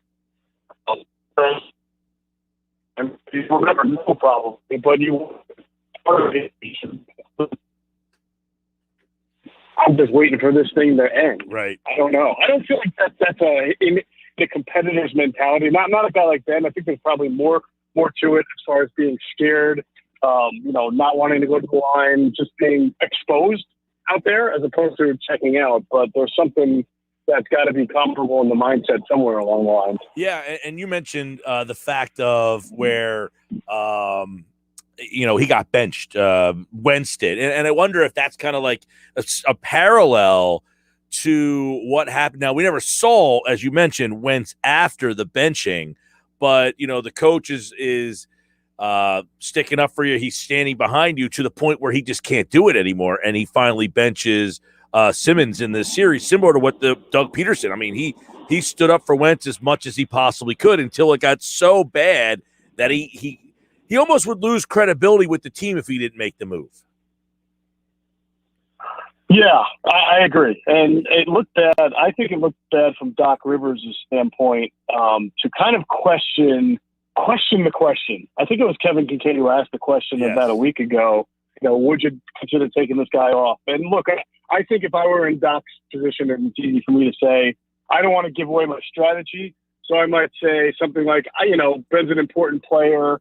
I can't imagine not having Ben out there when we need him the most. Something more diplomatic than what kind of insane, crazy question is that? And then you actually do it like 3 days later and then for the rest of the series. So I think that it made Doc look bad. With Doug, I felt like, he was trying as hard as he could to defend Carson, without attacking the media. But then he got to a point where he did criticize Carson a little bit, and then he got some blowback for that. So I don't know if there's a right answer. I do think that there's probably something to looking at, like, you've got the Markelle Fultz situation, you've got the Ben Simmons situation, you have Carson Wentz, you have Adam Hazley. Like, they're not all identical, but there's some fingerprints in there of all just not being able to handle the fishbowl. And I wonder if there's something bigger to that, if that's just because social media has made it almost impossible for an athlete to have a flaw these days.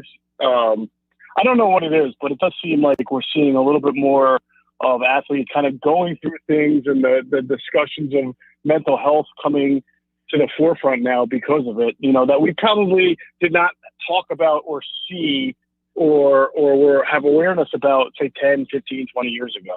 All right, you guys, on the latest edition of the Inside the Birds podcast with Adam Kaplan and Geoff Mosher here for Football at 4, kind of looked at the offensive side of the ball, this 53 roster projection. So let's kind of jump down the list a little bit of some of the interesting battles, because there's a lot. We kind of have gone over some of them, but, they just add Nick Mullins to the roster. We would imagine that all three of these guys will be here. Do you think Mullins will be around? It's an interesting conversation that Adam and I had, almost a debate, because there's really no reason for Nick Mullins to make the 53 as long as Jalen Hurts and Joe Flacco are healthy. I mean, nowadays teams keep two quarterbacks, and they're pretty good with that. And if they want a developmental guy, they keep him on the practice squad. But this is a unique situation because Nick Mullins was basically a starter last year. I mean, he was forced into a starting role because of an injury to a starter, but he's played. He started a lot of games. You don't usually have a third-string quarterback with as many starts as Nick Mullins has. And so I only kind of leave the door open because the Eagles tend to be surprising with their quarterback decision-making. And they're always talking about wanting to look for that next cheap backup. Ever since they drafted Jalen Hurts, they've been on that. And obviously, Flacco's only going to be here for a year, you would think. And if Jalen Hurts cements the job, or if somebody else, if it's going to be Deshaun Watson or somebody else, they're still going to need a cost-efficient backup, and that's where Nick Mullins comes in. And if you cut the guy at the end of camp, you do wonder, because he's a quarterback who has experience, if you risk then losing him off waivers to another team. Right. So, I'm not ordinarily, Mike, I would say, look, it's a nice story, but why would you keep him as a third quarterback? But again, the Eagles tell you that they value that position to the point where they'll do unconventional things. And so I can't slam the door on Mullins making the team. I think the running back one's interesting. So you've got, four guys after Sanders who essentially do a bunch of different things. You've got Boston Scott, Kerryon Johnson, Kenny Gainwell, and Jordan Howard. I mean, do you look at it as, of course, it's going to be Sanders. Is Scott and Gainwell in a battle, and Kerryon Johnson against Jordan Howard in a battle, and the winner of those two advance on, or do they keep four of those guys? How do you see running back? Well, first of all, Mike, I love this about Eagles training camp, because there are so often jobs are already taken, and not just starting jobs, but even number two jobs at a lot of positions each year. You know who that person's going to be. I love the fact that right after Miles Sanders, this thing is like you toss it in a blender and you have them all compete, as Nick Sirianni says, and may the best men win, right? And I think that's what's awesome about it.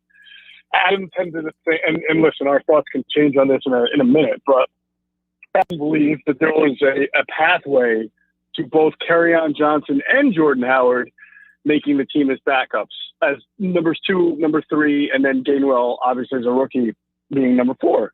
And I look at it and I think, I don't know, because, after Miles Sanders, I don't know that you need two veteran running backs who are very similar in what they do in Johnson and Howard. I would think you would want one of those. And then after that, you've got Gainwell, who could be more of a pass catching back and a route running back who you might like and you want to get on the field. But if he's not doing well, or if he gets hurt and you still want that element, I think Boston Scott is closer to giving that to you than Jordan Howard or Kerryon Johnson. Although Kerryon does catch the ball well, I don't know that he lines up like a slot receiver and does those kind of things. So that's why I would look at it now and I say I don't see how Jordan Howard and Kerryon Johnson both make it, but Adam says he thinks he can see a pathway, and that's the beauty of this all. We'll have to see what the coaches are thinking. Yeah, and I think that spot's interesting. We know wide receiver is going to be crazy, and I guess the big target will be on J.J. Arcega-Whiteside. How many locks are there? I mean, Smith, Rieger, Fulgham, you give him 3 spots, and of course you got Ward, you got Hightower, you got Watkins. I mean, this one's is oozing with storylines. Yeah, I mean, to me, and Adam thinks this way too, you could pretty much lock up 4 spots. That's Devontae Smith, that's Jalen Reagor, that's Greg Ward, and Travis Fulgham. And we only say pretty much is because you never know about Fulgham. He'd have to fall completely flat on his face in training camp, I think, to lose that job or lose a spot. Because what weeks last year, it's not long. I mean, he has very good skill set. He has good size. He plays the X. He has very good football intelligence, Mike. He really understands how to set up his routes well. What happened to him last year was a case of not being ready for that moment when the moment came. He's a football lifer, like you grow up in Texas or Ohio or and he grew up overseas. I don't know that he understands how to treat the game every minute of practice like it's your last, but this new coaching staff, you got to give him the benefit of the doubt to at least make him a functional player and try to carry over what he did last year. So I see him on the team. I, of course, see Greg Ward because he's reliable as a slot receiver and possibly in special teams as well. But after that, it depends. Do you keep 5 or 6? So do you have 2 guys fighting out of the 3 or 4 left, or is it 1 guy fighting out of the 3 or 4 left? And you can circle each one to point out their question marks. I think Whiteside has really done nothing in 2 years. John Hightower got open a lot last year, but dropped the ball, has some maturity issues as well. Quez Watkins missed most of the year last year, made a play late in the year, has some return ability, but not guaranteed anything because he's a 6th-round pick. And then, of course, the Osmond kid who is a rookie free agent. So it's another cool part of training camp. I mean, all these guys are going to get equal opportunity, and you'll see which one kind of rises to the top. Yeah. That wide receiver thing is going to be interesting because it's like, hey, John Hightower last year averaged almost 17 yards a catch, and a very unpolished kid. Do they say this guy's got something in him that we can get some? But Watkins, on the other hand, a very different type of dynamic player who I don't think they used very good at all last year. But can both of those guys make the team? You know what I mean? Yeah, I mean, theoretically both could, as long as they came to camp and really had great camps and showed that they've improved from last year. Hightower had a high average per catch, but he dropped like 4. Imagine what he would have been if he had actually made a couple of those catches that he dropped down the field. So he also is a kid who, as we're talking about, needs to get bigger, needs to get more mature, and take the job as serious as possible. And he's going to find that out when he reports to camp and he looks around and he sees, oh, well, now we got Devontae Smith and Fulgham's still here, and they signed a rookie free agent, and I'm running with the 3rd team trying to make it, so he's going to have to take the job as serious can be to really stand out. Not going to be given to him. Geoff Mosher football at 4 here, looking at the Eagles 53-man on the offensive side. They broke this down today. You can listen to the full podcast, InsideTheBirds.com, and the Inside the Birds podcast, where you can get wherever you listen to your podcast. And then, of course, that offensive line, it's not just left tackle. I guess there's a lot of depth positions here that are going to be interesting as well. We all know Mailata Dillard is the main event there. But, the depth on this offensive line is going to look a lot different this year. It's going to be a lot different. It's going to be competitive again. I mean, you've got the starting 4, and then obviously there's going to be a battle at left tackle between Mailata and between Andre Dillard. And as I said on the pod, I hope whoever loses that battle stays on the team. Mailata is traded.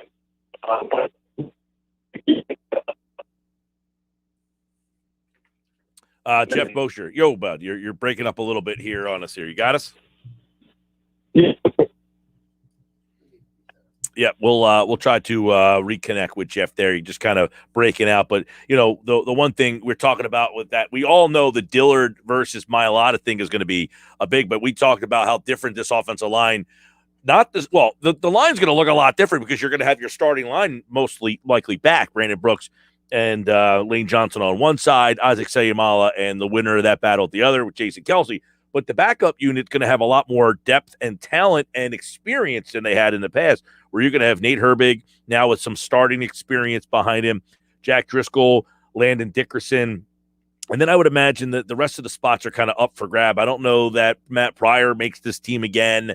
That would probably be a spot where they are going to, and the kid that they add, the guy they added from the Colts, we're not sure if he's going to be able to play. He had the knee injury, so we're not sure if he's going to be. Plus, Landon Dickerson, we're not sure if he's going to be ready to play either. But if you look at the depth chart on the offensive line with the different guys they have with Herbig and Driscoll and Landon Dickerson and LaRaven Clark, if he's ready to go, they're definitely going to have a lot more depth options on the offensive line. The one spot we haven't gotten to yet, if we can reconnect with Geoff Mosher, is the tight end spot. So let's finish up on the offensive line stuff, because as we were kind of mentioning, Geoff, you got Herbig who now has starting experience, Driscoll who now has starting experience. You've got Landon Dickerson, you don't know where he is. LaRaven Clark has some starting experience. I would imagine Matt Pryor, that experiment is probably done.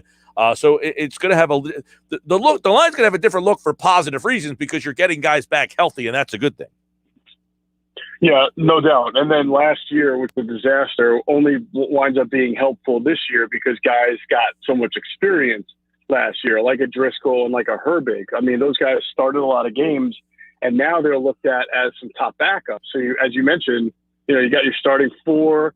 Whoever wins the left tackle job is 5. Whoever's the backup is 6 from that. And then Dickerson, I heard you talk about him, that he's obviously going to be on the team. I'm sure he's going to be, well, I'm not sure, but it's my understanding he should be healthy enough to go by the season opener. That would be 7. And then, if you take Driscoll and Herbig, that's 8 and 9. And some teams only keep 8 or 9. So I don't know that there's a real opening for anybody else to really make the team unless there's a move made or an injury that happens. So guys who got some time last year, like a Sua Opeta or a Luke Juriga, may not make it. And LaRaven Clark, he may just wind up being PUP'd for a lot of camp and then, probably IR'd the first 6 weeks. I almost wonder if they do that just to kind of like be able to have him as an extra offensive lineman, kind of having him occupying the 53. Last spot would be tight end, and a lot of people, they brought Richard Rodgers back. A lot of people still waiting to see what's going to go with the Ertz. Jack Stoll's a rookie that a lot of people like too. So this tight end room is very unsettled still. Unsettled, but I would say of all the positions, to me, what makes the most logical sense is Ertz is not going to be there. Goddard's your number 1 tight end. I believe Richard Rodgers will be your number 2 tight end because if you look at everybody else, a Jason Kroom, a Tyree Jackson, a Caleb Wilson, I mean, Richard Rodgers stands out among all of them as an obvious guy who can both block, catch, has NFL experience, has been reliable since he's been an Eagle. To me, he's your number 2 tight end. And, from what we're hearing, Jack Stoll, the rookie free agent, is a guy that they were really, really happy to get. And then even happier in the OTAs that they did have, the revised ones, with how he was able to absorb the playbook and stand out. So he has a good shot to make the team as a number 3 tight end. And I think those other names that we've talked about, you'll find, Hakeem, you can throw Hakeem Butler into the mix. Yeah, right. They're trying to get onto the practice squad and be developed there. All right. For Geoff and Adam's full thoughts on the offensive 53-man projections, check out the Inside the Birds podcast. And, of course, we will have plenty more this week here with the guys. Geoff will be back on Wednesday. Adam's on Thursday. Andrew will be here tomorrow and on Friday. Football at 4 here on the Sports Batch. It's brought to you by PropSwap, America's sports betting marketplace. Sell your sports bets and take your profit. Find out how at PropSwap.com or download the PropSwap app today. All right, Moshe, we'll talk to you, man. All right, Mike, have a great one. All right, you do the same. All right. We got obviously the football stuff continuing to go on. You know, we're 36 days away from Eagles training camp opening. And I was very hopeful that the Sixers were going to be able to get us at least another 10 days closer to where they would have dominated the conversation and been right there, and then they would be gone, and then, hey, the Eagles are here. And obviously that didn't happen. Why? Well, we'll talk to Bobby Marks coming up. What's next now for this roster financially? A former front office executive, Bobby Marks, is, what is the talk the day after a loss like that like inside an NBA front office? We'll talk to Bobby Marks coming up here on the Sports Bash at 4:40 today.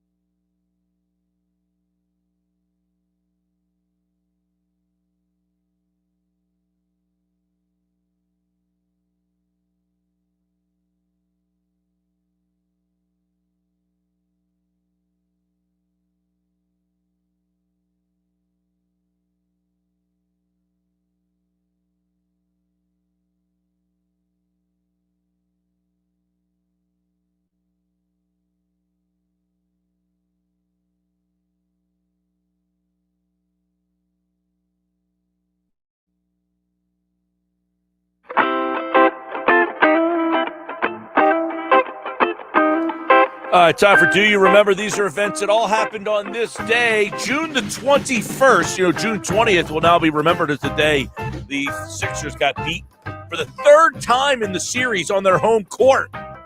I mean, of all things that happened in this series that you didn't think you would see, losing at home 3 times. As bad as the Sixers seemingly were last year, I don't want to say bad, as average as they were, they only lost twice on their home floor the whole year. They lost 3 times in a week. They lost twice all last year with a team that you guys hated. And they went 31-2 on their home floor last year. How'd they go 31-2 with that team last year? In any stretch of 33 games, they won 31 of them. Isn't that bonkers?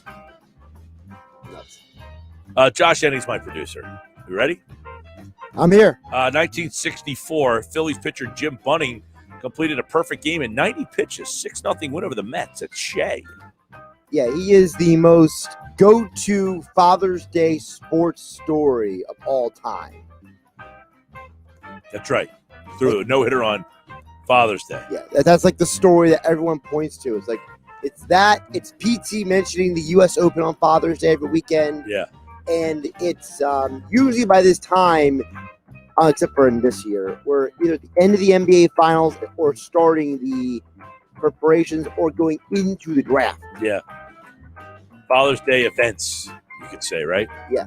Calendar. It's like clockwork, except for because of pandemic. And, yeah. How about this? On this day in 1997, the WNBA played its first regular season games. New York beat LA by 10. Houston beat Cleveland by 20. And Sacramento beat Utah by 10. Yes, this was the weekend of the 25th anniversary of the WNBA. No Philly team in the WNBA. Well, what's more ridiculous is that Houston, which was one of the first championship teams, is no longer there anymore either. So Philly never had a team. Houston They used to have a team. Remember they had 2 women's leagues at one point. Yes, they did back in a long time ago. Yeah. And Philly had a team in that, I think. Yes, in the other league they did. Was it the ABA? I don't remember the exact name, but I remember it was being pushed by Cheryl Miller, the sister of Reggie Miller, and it didn't work out too well. And the hope was that the WNBA was supposed to absorb the other league's teams, but it ended up being a failed financial situation. It didn't happen. 1982, USFL Chicago Blitz announced that former LA Rams and Washington Redskins head coach George Allen would be the team's part owner, chairman, and head coach. Allen went 22-14, made the playoffs in both years in the USFL. There's some wild George Allen stories, though, in the Football for a Buck book. Oh, my goodness. Yes, there are. First of all, the whole story about how he got to get that job in and of itself is ridiculous. Yeah. All right. Here we go. Here's something for you you'll probably enjoy. And I'm bringing this up for a reason. 1970, Pele scored a goal as Brazil beat Italy 4-1 in the FIFA World Cup final in Mexico City. The win marked Pele's last World Cup, and to date, he's the only 3-time winner. Good for him. So are you enjoying the soccer that's on both ESPN and ESPN2? Listen, I don't really love watching soccer as a principle. Like if it's the World Cup, if it's the Olympics, Euros on. Euros don't do it, especially when I turn on the TV and it's Ukraine versus Northern Macedonia. Like, I'm sorry, like if it's Germany versus Italy, I'll at least give it like a hot look if there's nothing else on TV. But if it's Northern Macedonia versus Ukraine, it's not cutting the wood for me, man. I said the only person that's enjoying the Euro right now is Ben Simmons because ESPN can't have their shows on all day just ripping them. I mean, I'm shocked that the jump wasn't on today. Right. Well, I'm surprised they didn't just have the soccer game being played and in the bottom corner have Stephen A. Smith just screaming. Because of a split screen. And you know what they should have done? They should have had an option where they had a split screen. And you, the user, could pick which audio you don't need the play-by-play guy for the soccer game. No. You could have just had that on and just let Ben Simmons get and do break-ins when they actually score. Jeez. Stephen A. Was sitting next to me last night. Was he really? Like 2 seats in front of me, and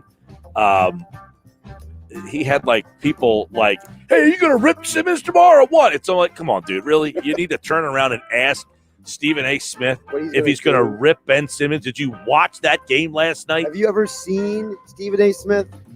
Right? I mean, did you watch the game? There was nothing you could do if you watched that game other than rip Ben Simmons. It's the only reaction you could have to that game last night. If I was to say, give me one takeaway from the game, that's it. I only want one.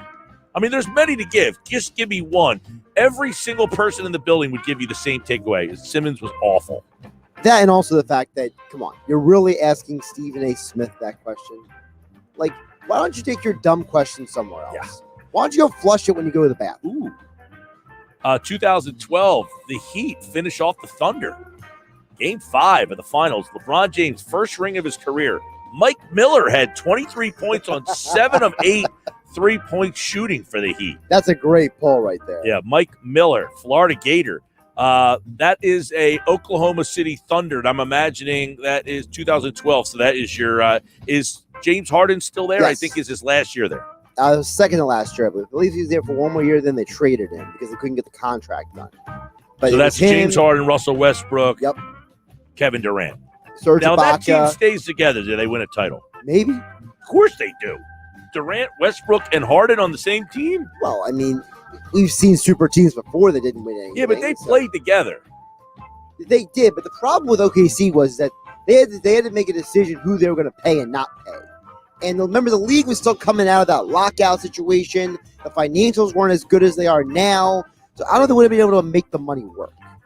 Well, they're a small market too. There's that as well. They don't have a big money owner like a team like Houston or Golden State. 2018, Hawks select Luka Doncic with the 3rd overall pick. They then trade with the Atlanta Hawks. Mm-hmm. The Hawks get Trae Young in the deal. Who wins that deal? Both. They both are winners because they both have transcendent superstars as the face of their franchises. I mean, most people on the surface say Luka's better. I don't like saying one guy's better than the other because I feel like they both have these skills that are just incredible. Like the way Luka is able to work a defense and manipulate them is incredible. Trae Young's got the explosiveness. He's got that quick twitch. I think they're both just amazing players. It's like, let's have an argument to say who's better, Magic or Bird. Like, come on. Yeah. Well, that was the trade. Luka, you could have been playing Luka last night instead of Trae. You could have, and you still would have lost. Yeah, with that Ben Simmons, you were losing to everybody. I mean, the Cavs could have came in here last night and beat you with that effort that he gave you. Which one? Which version of the Cavs? This version, the one that they played with this year. All right, you want a worst team? Oklahoma City. How's that? Ooh. Oof. Rough. All right, coming up. Former NBA executive Bobby Marks. When you lose in the playoffs like that as the number 1 seed, what kind of conversation are the Sixers having today? We'll ask Bobby Marks next.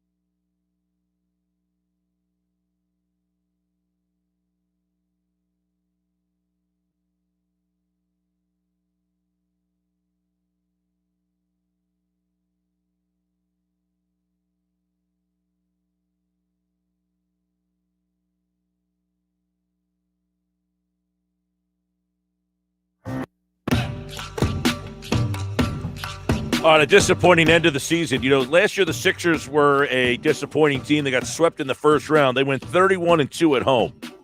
31-2. They lost 3 times this week. How do you explain that? I have no idea. Bobby Marks, ESPN front office insider, was in the Nets front office. When you lose a series like that, what's the front office doing today? We know Daryl Morey's going to speak tomorrow. And I would imagine, Bobby, the first question he gets is, what are your thoughts with Ben Simmons, correct? Is that the top question the Sixers organization has to answer right now? Yeah, I mean, I think that's probably, that's what everyone was talking about after the game. I think it lies, there's more issues just besides, what we saw with Ben in this series here. But, yeah, I mean, that's going to be the number one thing. I think from a front office standpoint, what I would advise is just to get away for a week or two, just kind of decompress here and figure out where to go. I know that the combine is this week in Chicago, and then they've got draft workouts, right after that. But I think, the one thing you don't want to do is kind of just make rash decisions. Are you looking at it from the whole totality of the season, including the playoffs, or are you just looking at it from the last week here? So, but he'll be asked about Ben and as far as what direction they go, because he's kind of the guy that I would think a lot of people are putting the blame out right now. A lot off that, though. I mean, okay, you've been in these conversations. If you are in a front office right now, are you guys getting together saying, hey, I think we can get Ben Simmons for pennies on the dollar, or we think we can get him because we can change him, or I just watched this guy and I don't want any part of him? Well, I mean, I think it's hard when you say you don't want any part of him when he's owed $147 million. I think probably what the dialogue is that, you are maybe a little bit more aggressive than you were a year ago or in November, when you were, I would say, really conservative as far as what his options are going to be. I think the options that were probably there in November and December are not going to be there right now. I think it's a pipe dream when we're hearing names like Gill and Lillard, those A-list guys. Ben's not on that level. So now it's a matter of, are you looking to get him, as you said, 50 cents on the dollar for another player? I don't think you can get him for Zach LaVine. I don't know if you can get him for CJ McCollum. So now you're looking, right, now you start breaking up that contract for 2 to 3 different types of role players. Or do you think, you bring him back on another year? It was just like an out-of-body experience watching him, right? I mean, like, I didn't know what was going on. I mean, basically, he was content bringing the ball up the court, making the initial pass, and then just basically being a spectator. Like, it's a lot different than, I know he's got his flaws offensively, but at least in the regular season, he was aggressive. He was posting up. He was doing a lot of different things. He just got to a point where I think, certainly in Game 6, it helped that he got into foul trouble. Right? I mean, that forced their hand to get him off the court. Yeah. It almost seemed, Doc was defending him, and even he couldn't do it anymore, and his actions spoke louder than words. I mean, he told the one reporter here that you don't know basketball. Well, then the next game, he essentially benches Simmons, and I think at that moment, he lost Simmons for the rest of this playoff tournament, I would imagine. Well, yeah, I mean, I think, certainly certain players are, from a fragile standpoint, when you are that number 1 or number 2 guy, it takes a little bit of a toll on you when you're forced to take a player out of the game. I think they had good success when Maxey was out there, certainly in Game 6. I thought Tyrese gave him a little bit of a spark. And the dunk last night, I've never seen that before. The non-dunk, let's say. I just never seen that before. I've never seen a player pass up a dunk to pass to a, I don't know what Matisse free throw percentage, but for a guy who went out and split, could have tied the game and you wound up splitting them. Like, what in the world is going on here? So I think there's, Doc, reiterated or talked about, I guess, today about, I don't know if there's something else going on that's non-basketball here with him. But when you are asking a guy to be your number 2 guy, you're looking for him to deliver when we get into the playoffs, because then if it's not him, then you're relying a lot on the Seth Currys. I think Tobias was up and down this series here. And then after that, it's kind of like, who's next? Mm-hmm. Yeah, Bobby Marks is with us. You should read his piece on what the Sixers do now, because they've got a lot of questions. They got some free agent stuff they got to answer. And, of course, this Ben Simmons is sitting over them. But what went wrong here? Is it just simply you got a version of Ben Simmons that nobody anticipated, or were there more cracks and flaws on this team than we anticipated? I just don't know how mentally tough they were. I just think, I think we saw in game I think we saw probably throughout the series here, certainly game 5, brought about a different light here. I thought when things got tough and when there was adversity here, it kind of went in a different direction. But on the other side of it, game 6, they were basically on the mat for the first quarter, and they could have gone away. They come back defensively, force a game 7. And then we see the same thing in the fourth quarter. So it is a little bit maddening as far as, the up and down nature of this roster here. But I think a lot of it has to do with, and I know it's been 2 years, and I think, with JJ and Jimmy when they covered up a lot of things. I mean, they really did. I mean, they saved a lot of people's rear ends.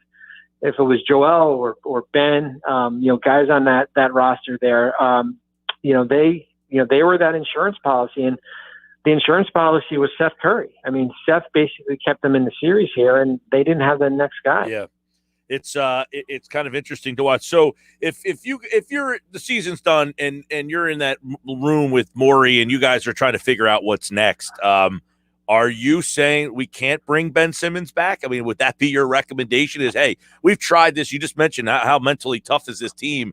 Do you say, look, it's time. We've tried this. We've tried it. We keep getting, this is who we are. It's time to move on. Like, would that be where you would be after watching this? I don't know if I'm at a point of no return, because what happens if you can't trade him for something that you like, and now you're basically, forced to have him here. I do think that you probably are at a point now where I guess the untouchable tag that had been hovered over him for, forever here is probably not there anymore. Probably, I guess, the only guy untouchable on the roster is Embiid. But I do think you're having probably more aggressive conversations with teams. And if something makes sense where maybe balances your roster, and maybe you don't get a superstar back, that's not the end of the world. We've seen certainly with, how Milwaukee, I know Giannis, but you've got guys like Middleton and Holiday are really good players. I don't think you need a franchise player back, but I think you are taking a more aggressive approach than maybe you did a year ago. Obviously, that is going to be a big topic of conversation here. But how about something small like the loss of Danny Green? When you watch this team, a lot of people did not think that was going to be a big deal. Was it? I thought it was. I know Seth gave you a really nice lift, and Maxey came off the bench and gave you a little bit of a spark. I thought, when you have a guy that can shoot 38-40% from three, can defend, can give you 10 points, you never want to lose that. It just makes the rest of the roster try to step up here. So that's a loss. Did it cost you the series? Probably not. But it's something that you certainly would have liked. For I guess it was game 2 he got hurt. For the rest of the series. What about the Embiid Supermax situation here? How does that get handled? It's going to be interesting because they had, when he signed that original contract back in 2017, he had that insurance protection on there that protected the organization. I don't know if Embiid's going in that direction. I don't see Joel Embiid signing a Supermax contract that has, all the bells and whistles of protection for the franchise here. And it will be interesting how it plays out. It's a huge number. I mean, it's about $200 million over the next 4 years. That would start in 2023. Last year's $50 million plus.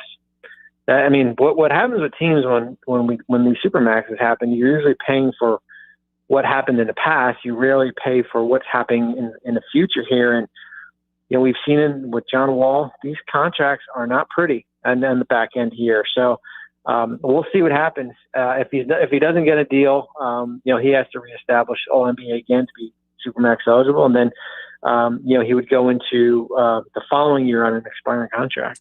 A lot of questions for Daryl Morey. Let me get your opinion on this. Last year they were the 6th seed. They got swept. Was this an overachieving team as the number 1 seed this year?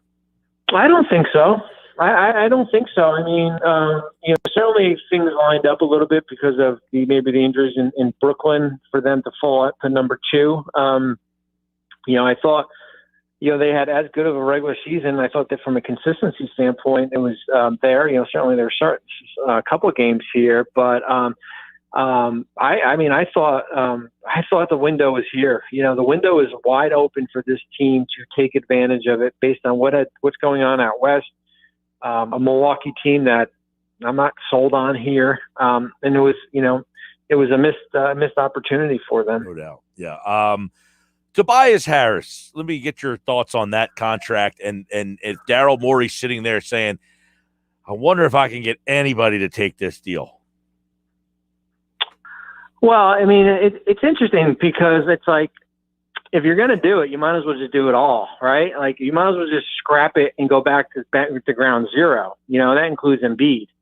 So I don't see you moving, to buy, we talked about Ben, but then doing Tobias just to move, and then you're basically Embiid and a bunch of role players here, and then you're going to sign him to a supermax. Tobias had a good year. He did not have a good Atlanta series, for the totality of it, and that's what we judge players on, playoff success here. So I think there's probably more of he's a number 3 guy on a team. He's not a number 1 or he's not a number 2, but he's getting paid as a number 1.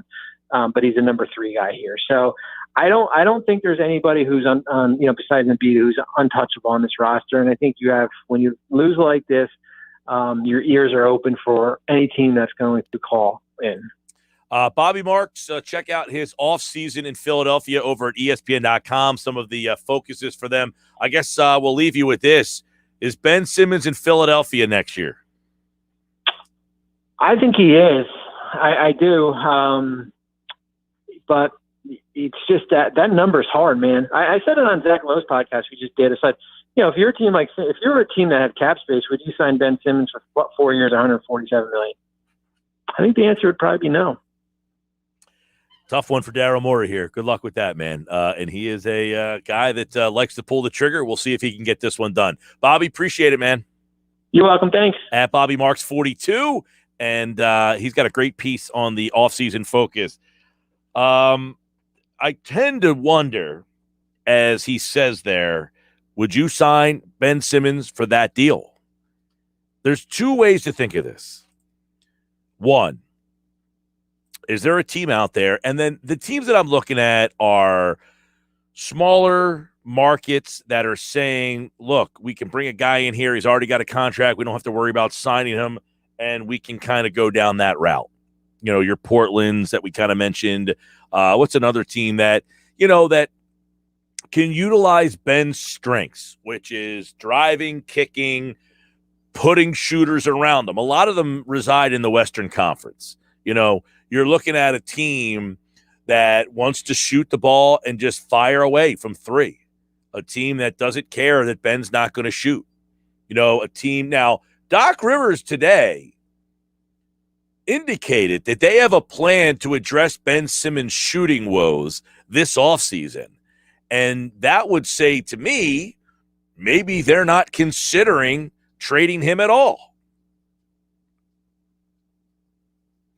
Doc Rivers said today, I believe, without going into detail with what we're doing, I believe we know what the right work is and the right type of work and the right way to do it. So he's essentially basically laying out that we have a plan for Ben Simmons this offseason.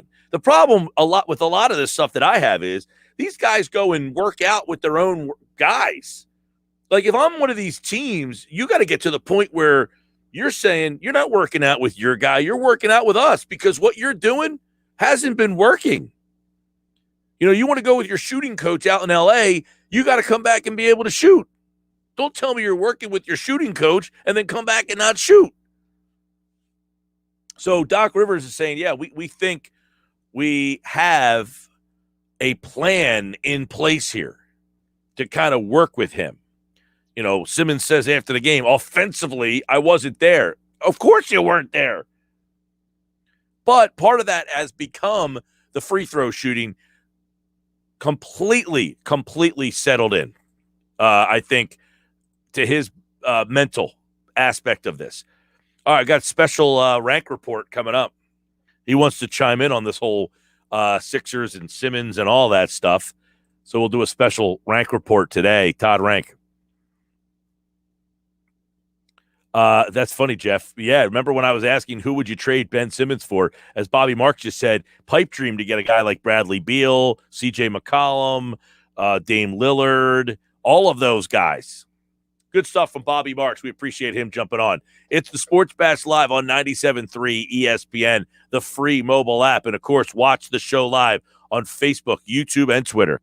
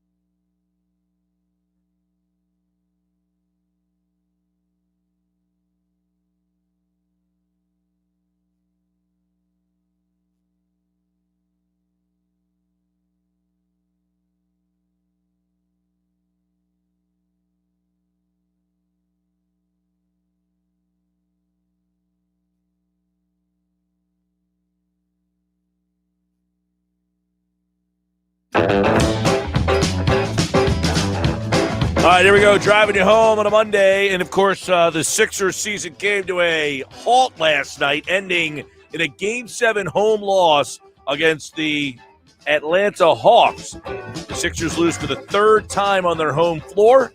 They lost twice there all of last year. Crazy stuff. All right, Rank Report. Todd Rank is here. He wanted to chime in on what happened last night. It was not good, man. It was not good, and I think good old number 25 is at the top of the list of things that were a problem last night. He obviously something happened there, man. He absolutely has mentally lost it and absolutely seemed to have something going on in his head. Your mic is off. There you go. Yeah.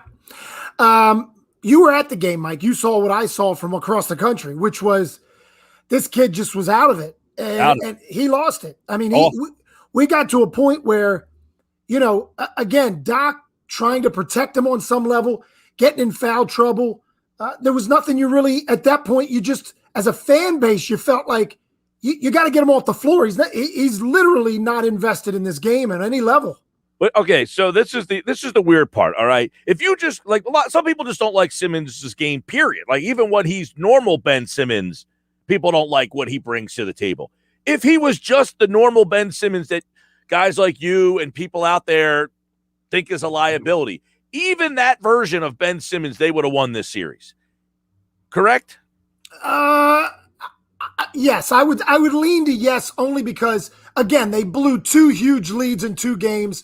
Then yesterday, even with him playing literally non-existent, they still had a chance to win late in the game. So you would think if he just literally played like normal Ben Simmons, right, you should be able to at least get through the Hawks. Now, going to the next round, I don't think you win that series with him. But I don't either. But you were not winning the series even if they got through last night. With him playing the way he is right now in these playoffs, you were not getting out of that. You would have got swept by Milwaukee. Most likely. Yeah, I agree with that. But something happened somewhere in these playoffs because his limitations have been an issue in playoffs in the past.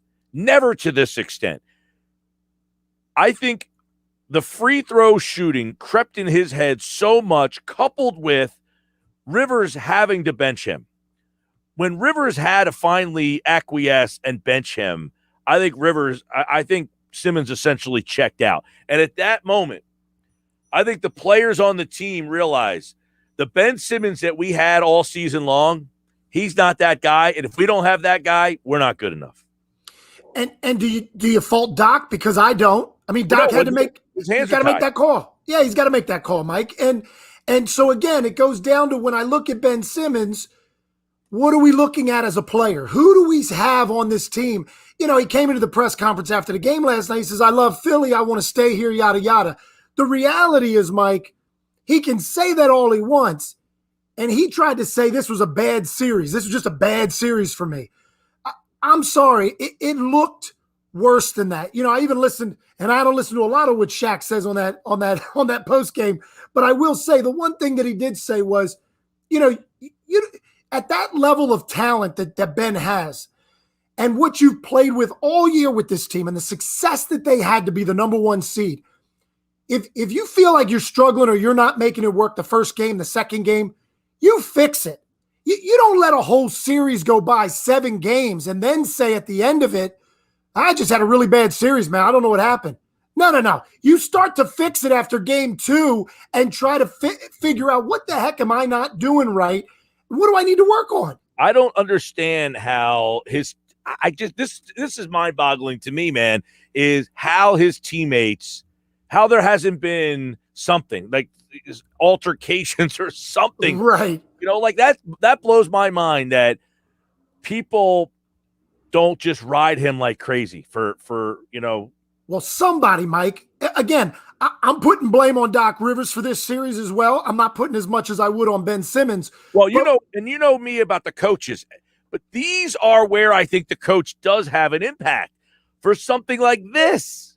Well, you're saying to have some sort of a mental connection to that player to be able to say, hey, Ben, yes, we're behind you. You got to figure this out. Or tough love. I'm sorry, you're not playing in this game if you can't make a free throw or a shot.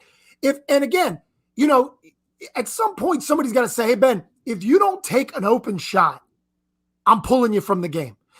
There's got to be some sort of and again, you don't want to attack a player or be overly threatening to a player, but sometimes that works, Mike, and sometimes you need it. And I just don't think Doc is that type of coach. And that's where, with a player like Ben Simmons, that match doesn't fit. It just doesn't fit. Ben, I don't know what he needs. I don't know if he needs coddling. I don't know what it is. He's been coddled plenty. And it hasn't worked, right? I mean, he's not changed his game, Mike.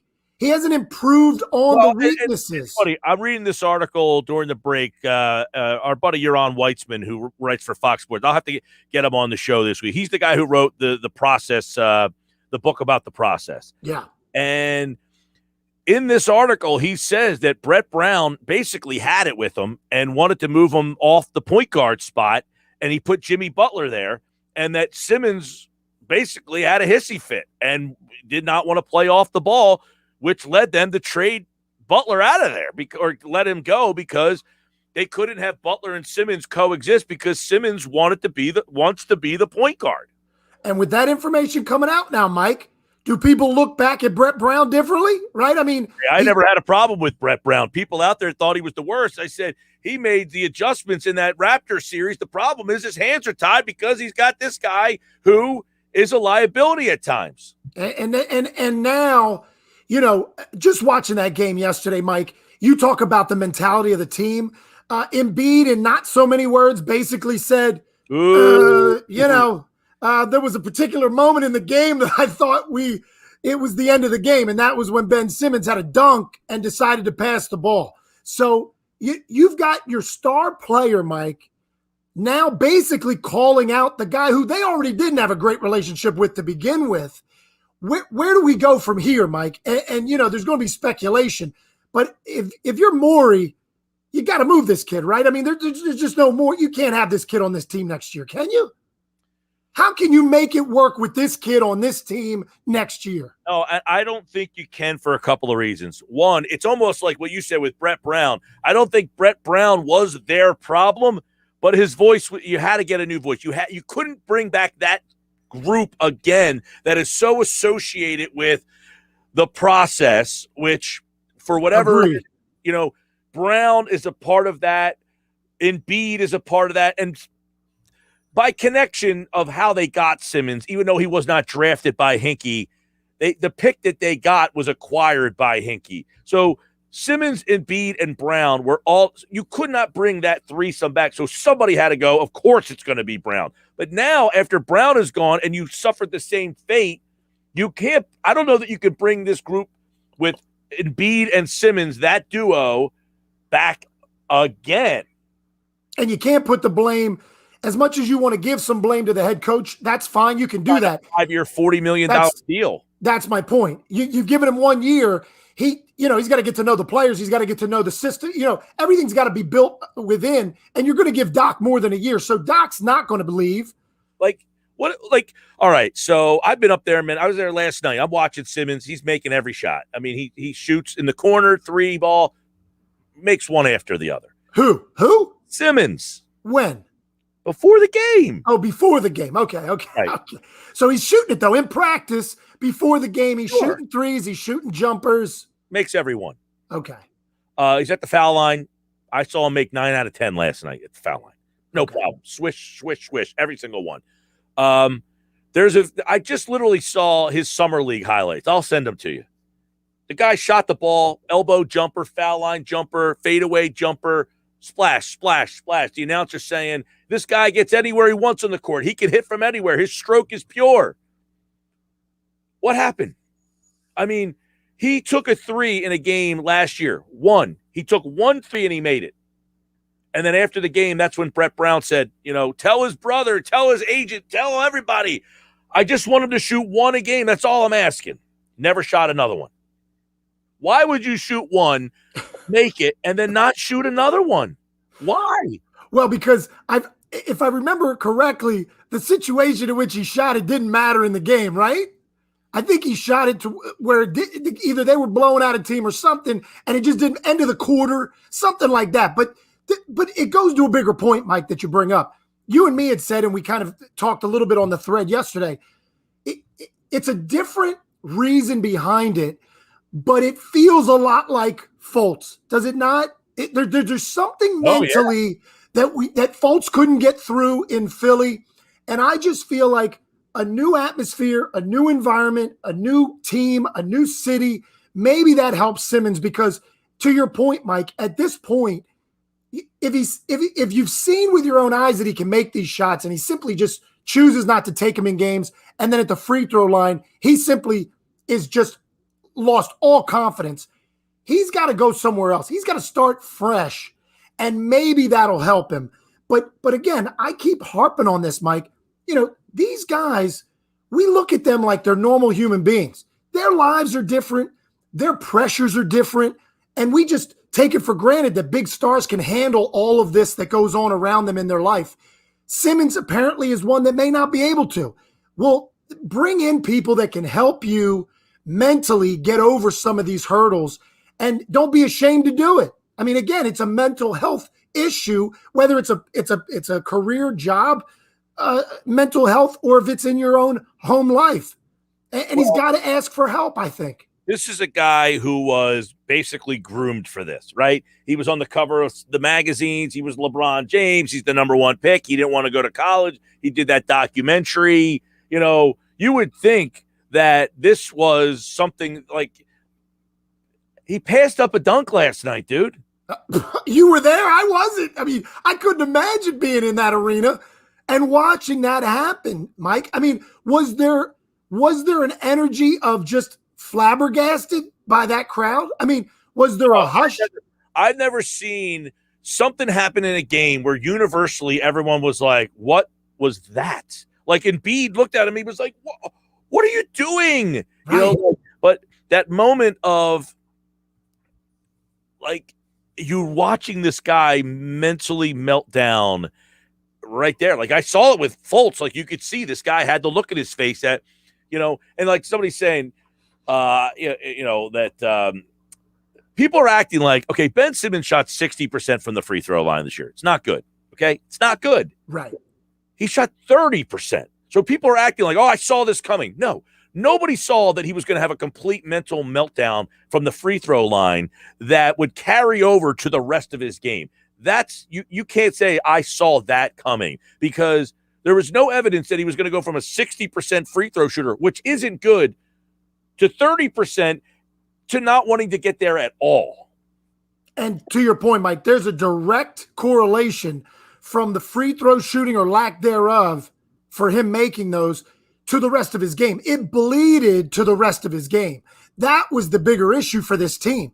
Because again, I looked at the Hawks. We talked last week, Mike, and I said, Sixers were down 3-2. I go, I still got the Sixers winning this series because they are clearly talent-wise better than the Atlanta Hawks. And they went into Atlanta and got the win. If you were to tell me coming into this series that the Sixers would lose this series because they lost 3 of 4 at home, it's absurd. It's absolutely unfathomable that you lose 3 games on your home floor like that. And I don't want to bash down on Simmons, but the reality is, Mike, when we talked yesterday, I looked at every other guy and I said, Seth Curry, you can say he had a tough time defensively, but he was trying, and he was the other offensive piece to Embiid. Harris was fighting at the end there. He had the only spirit on that team trying to win this game. I can't give him any blame. Embiid, at some point, he's going to run out of gas. The guy was carrying the whole team. I mean, who else do you want to give blame to? The game before, or that they lost on Wednesday night, I guess, Tobias Harris scored 4 points in that game. He averages 21 points in the playoffs. You can't score 4 when you average 21, right? But you can have a bad game, Mike. At least he was playing his game and just missed shots. I'm not talking about last night. I'm talking about the game. Game 5. Game 5. He only shot the ball 11 times. He scored 4 points in that game. You need more from Harris. I said at the beginning of the show, Harris shot 24 times last night. He just didn't make them. He didn't have a good night shooting. He at least wasn't afraid of the moment. He did come aggressive to play. Simmons, nothing. 4 points, 4 shots, nothing in the fourth. Like, I get it. He doesn't shoot all that much to begin with, but he wasn't even doing what he does normally, which is drive to the basket, kick out, and let the other guys do their thing. That's where he really let the team down. Was he wanted no part of having the ball in his hand because he didn't want to get fouled. And that's where the team looked discombobulated, Mike, because you were watching Embiid running the offense. You're watching Seth Curry on a screen and roll. There's no Ben Simmons to stretch the team. Right, which the whole team for the majority of the year, it's Ben Simmons. Yes, he doesn't shoot. Yes, he doesn't score. It bothers people. But what he does is he gives open shots to Curry. He gives open one-on-one opportunities for Harris. But when he doesn't want the ball in his hands, that part of the offense completely nullified. And again, we just had Bobby Marks on. He said the same thing. They really missed Green. And being in the building last night, you could see where they really missed Green because they had guys sitting in those corners, and the Hawks defenders just did not respect them at all. So those 2 corner defenders, they zoned in and made it even tougher for Embiid to get down there. And to some extent, Simmons too. Because there were so many bodies in that painted area, he didn't want to get in that paint. And also, really, Danny Green, just the championship pedigree, right? I mean, this guy, he would have calmed the team. He understands the moment. He makes big shots late. Even if he was struggling in this series before he got injured, he understands a Game 7. He gets it. So any more of those type of guys on the team and on the floor at those important times, it means something. Again, Seth Curry, he had a coming out party. I know he's a good player. We all knew that, but he really had a couple of really good games. He wasn't scared of the moment, right? I mean, he came out, and he's a big piece to this team, I think, moving forward to try and keep him. And then the question becomes now, Mike, if you are looking to move Simmons, what's the right play? What teams would be appropriate? What are there pieces out there? I heard something this morning, and I would open it up to you. I know we had talked in the past. You had heard some words about Golden State. I don't love that for Golden State. I understand they're saying, well, they got shooters. They don't need another shooter. But again, I just think he's a weakness late, which no matter what team he's on, he's got to get over that hump. Whether Steve Kerr and the others out there can get his mind right, maybe. But I heard today as well that maybe Portland right, might be a good setup. Now, we need the team where, like, even when Embiid is out, they play a totally different style of game when he's not here. When Embiid goes out, they just put shooters around Ben. He just drives the lane because there's no Embiid there, and then he kicks it out and lets those guys shoot. The problem was, you end up having Embiid in the lane, and he's got to get out of the lane so that Simmons has they're a tough because of the fact that Simmons during the year it's fine because he kicks out and finds guys, but what he became in these playoffs, which was completely unwilling to shoot. That's what the difference was.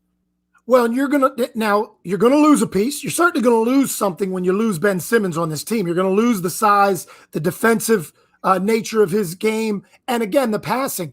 But when I look at somebody coming in, the question is, okay, let's just say hypothetical, you go to Portland, you do a CJ McCollum for Ben Simmons. Does CJ McCollum make you better?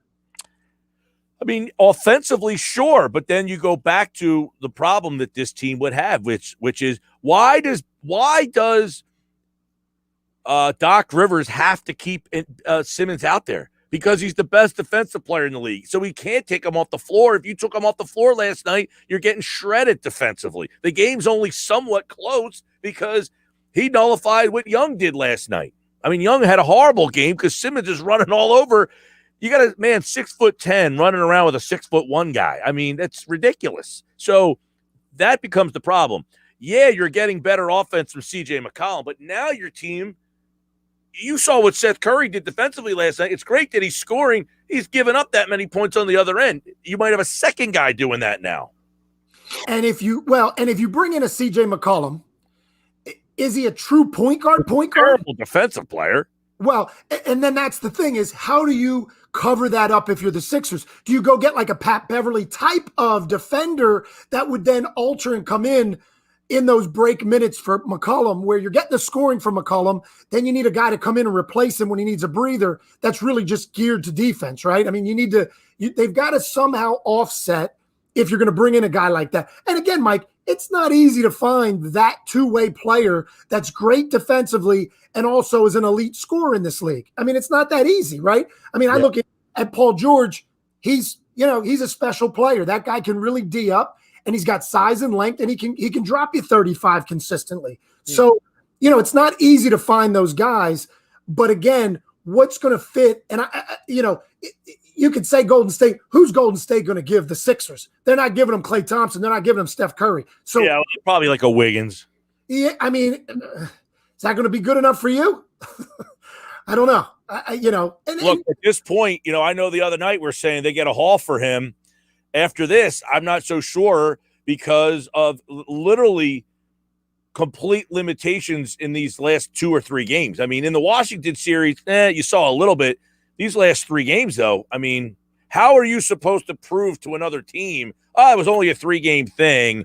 That's not really who he is. Now, this just came out that he was supposed to play for the Australian national team. Apparently, he has opted out of that because he says he wants to work with the team, focusing on working on his shot.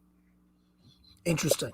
Well, because Windhorst was on this morning saying that him being on the Australian national team actually might help him because they have Patty Mills, so he can't play point guard, and that he might go and have to try to find a new skill set. Now he's opted out of playing on the Australian team. And Mike, he's always gotten criticism since he came into the league that he's not shooting the ball enough. The free throw shooting's a different animal, but the shooting itself in the game. Are you telling me that it took this many years and now finally he's gotten enough heat that he finally feels like he's going to work on the shot? Thank you, Ben Simmons, for finally saying, I'm going to work with the team now on my shot. I mean, what are we talking about? Well, here's the problem. Like, we've seen the videos year after year after year of, there's Ben Simmons shooting. He's in this gym. He's shooting with this guy or whatever. And that one where he's playing 5-on-5 and he's shooting and he's doing fadeaways. He's in the corner and you're like, whoa, he's hitting every shot. Never translated. Right. So it's not even about he needs to keep shooting a bunch in the gym. He does shoot in the gym. For you, it's more about in-game situations. When are you going to get over the hump and just shoot the ball and get rid of that fear or whatever it is, the consequence of what you feel like if you're going to miss a shot? If he's in the gym right now, then you're right, Mike. To me, it comes down to mental. Yeah. You've got to get him right mental. I like what Larry Brown, he was on a podcast this week, and what he said was, hey, if you miss, that's on me. I'm the coach. I'm the one playing you. I'm the one giving you the green light to shoot the ball. So I'm giving you the green light to shoot it. If you miss, that's my ass, not yours. And see, I'm thinking of future games, right? I'm thinking of him next year with the Sixers. He's going to get, and he's got to get past this.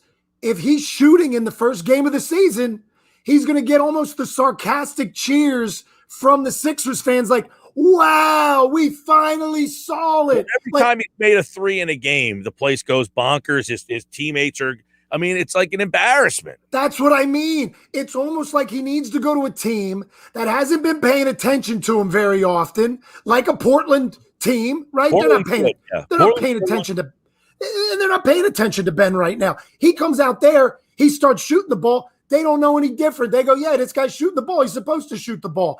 I think he needs that change, Mike. Not to turn it to football, but I think Carson Wentz, I think he needed the change. He needed to leave this city and go to Indianapolis. I think he's going to get better. I think he's going to showcase a lot better in Indy because there's a lack of pressure there that he felt in Philadelphia, right? Trying to achieve something that Nick Foles got. Just a bad situation overall for Carson. Yeah. So, I think it's a similar situation. I think Ben needs a fresh look. I think the city needs a fresh look. And again, you've got a team built right now, Mike, that is still really only like a piece away. So if you can get that piece or 2 pieces to equal 1, you got an opportunity to still make a run as early as next year because you got Embiid in his prime. How about playing him on Brooklyn with Durant, Harden, and Kyrie? He would never have to shoot. Wow. That'd be interesting. Or do you send him there? Well, now he's not worth the price of one of those 3. They wouldn't send one of them over to you guys. But, it is interesting. Like, Kyrie, would he just say, yeah, I can be a 2, Harden's a 3, Durant's a 4 or a 5? Well, the thing with Simmons, though, is he can guard the 2, the 3, the 4, the 5, and That's the right. 1. So it doesn't, mess you up as much. Defense, he meshed with those guys fine. But again, but for his own sake, I wouldn't go there because if I'm Ben, I go, I'm not going to evolve. I'm not going to evolve my game. I'm not going to. That's what he wants to. Huh? Apparently, he doesn't care if he does or not. Well, now he comes out today and says, "Oh, magically, I care now. I want to work on my game." Who knows? Well, How frustrating was that yesterday being at that arena? I can't imagine. Imagine. Awful. When I got home, I was driving home last night. I drove Heidi's car because my air conditioning on one side is not working fully. That's bad. That's bad timing. Right, so I was driving her car, and I don't know her car that well. Well, half the time her headlight's out, the other half it's on. Well, of course, I'm driving home last night. The headlight's not working. I said, man, it's dark as hell out here. 12:30, I'm pulling over on the side of the road, hitting the thing, trying to get it to come on. I'm like, oh, man. I like those comments. I mean, those glasses came in handy at 12:30. I was another guy. I had no glasses. I couldn't see. It's dark out. I mean, let me tell you something. You have no business being on that road after those lights go down. Not at all. By the way, you're watching the Euro 2020. It's on every channel. Am I watching it?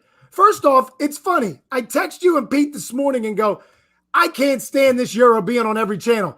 And midway through the Denmark game, I go, I'm all in, baby. This is unbelievable. I mean, the Denmark story is amazing. Great soccer. I am out on that. I'm telling you, they got me. The crowd was going bananas. They win, they move on. And this, you know what they've done with the Euro, Mike, by the way? Just like the NFL. They're adding playoff teams. They're adding things which you would think for the soccer they would never do. They've added more teams into this Euro championships, into the qualifiers. Standard. You know? All right. Makes it more exciting. Makes it more exciting. I gotta go. All right, buddy. We'll talk soon. All right. See you. All right. There's our rank report today here on the Sports Bash Live. Obviously, a lot of Ben Simmons trying to figure it all out. What's next? Well, it looks like he's not going to play for the Australian team. It looks like he's going to work on a shot this summer. Where have we heard this one before? Do I get a video with that too? Sports Bash Live. Bob Wankel's going to talk about the Phillies. You know, they played this weekend on Peacock. Didn't see any of it, though.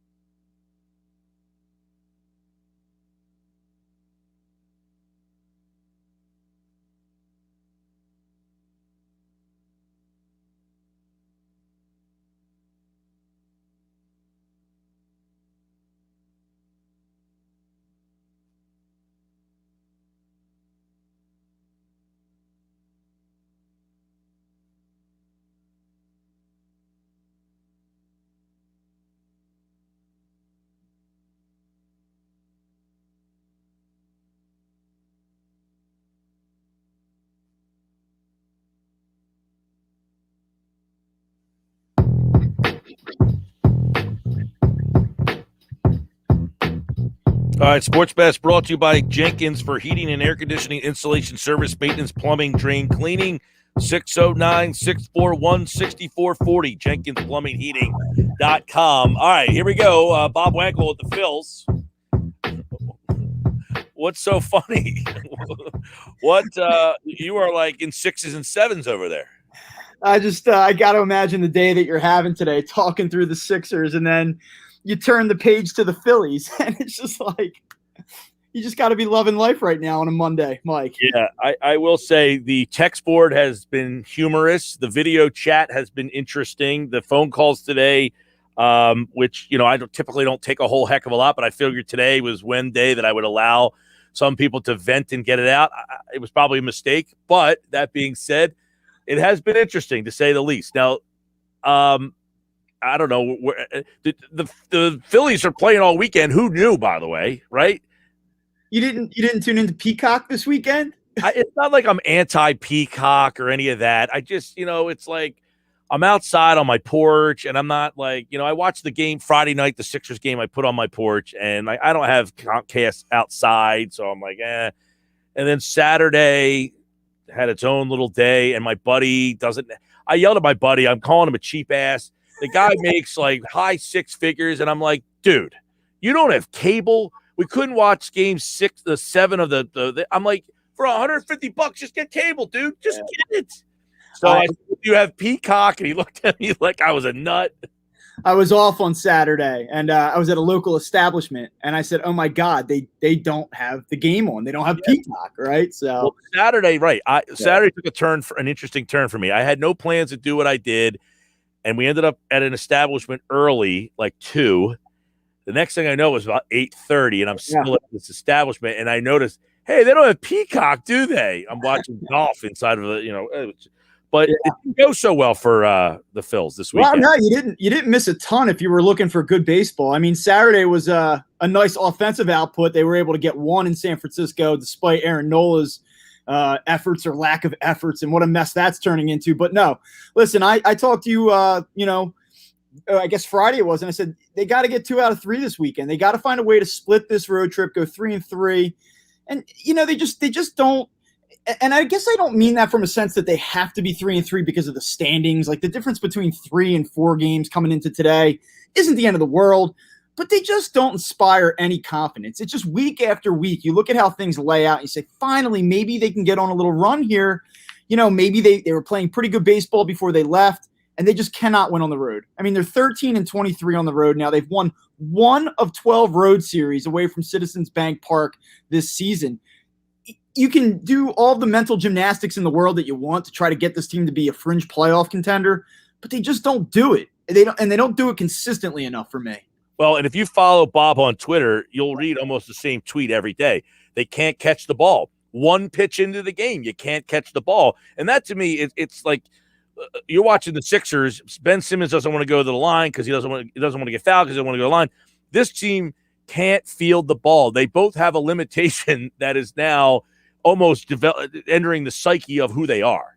You know how we were talking about like a week or 2 ago, how the Phillies were starting to put together quality at bats with 2 strikes, putting the ball in play, first to thirds, and that creates momentum for a team, right? Like you watch guys grind through at bats, and that rubs off. There's a momentum effect to it. I really think, and Zach Eflin certainly deserves his share of blame for what happened yesterday, giving up 4 home runs to the Giants. But right out of the chute, Rhys Hoskins, brutal error, first pitch of the game. And it just sets a tone, and it sets a bad momentum for the rest of the game. And, batter later, it's 2-0. And I just feel like that this team shoots itself in the foot so often that not only is it hard enough to overcome those mistakes within each individual game, but I just really feel like it has a snowball effect on a grander scale. Well, Bob, you wrote about this over at Crossing Broad, and this is you mentioned okay, they had it fried out away. They're 4 games back now. They're back home after that trip, and it feels like this is a pretty telling week for them with Washington and then the Mets here, because the roster we've talked a lot about, like how do they improve this team? Who are they? What do they want to be? Does this week give us those answers? Yeah. I mean, it's entirely possible that the Phillies spin their wheels, go 3-3, and we talk a Monday from now, and it's 4.5 games, and we can say, well, if they get hot, they'll have a shot, right? So I don't want to say like it's do or die for this team, but certainly they're running out of chances. And I asked Joe Girardi after yesterday's game, I said, do you kind of view this as a make or break week? You have 2 at the Nationals, they're surging, you're chasing the Mets, you can't win on the road. Like, how important do you view this week? And he said, I wouldn't call it a make or break week, but certainly I think it's a really important one. And I asked Zach Eflin the same question. And, and he gives me this answer like, well, it's 1 of 162 and we're professionals and we know what we have to do. And, we're pretty sure that eventually good things are going to start happening. But for this core, and I wrote about this today, for this core, good things have not frequently happened enough. And I don't really think there's any reason to believe that they're just going to flip the switch, get hot, and really control this division at any point. I don't see it for this current group. And the Sixers are certainly looking at a rebuild here, or not a rebuild, but a teardown, a reconstruction. How do you better complement Joel Embiid? I think that that's really where they're heading. And I think the Phillies are running out of opportunities to avoid the same fate. They're going to have to reconstruct this thing on a larger scale if they can't get it together here in the next 5 weeks.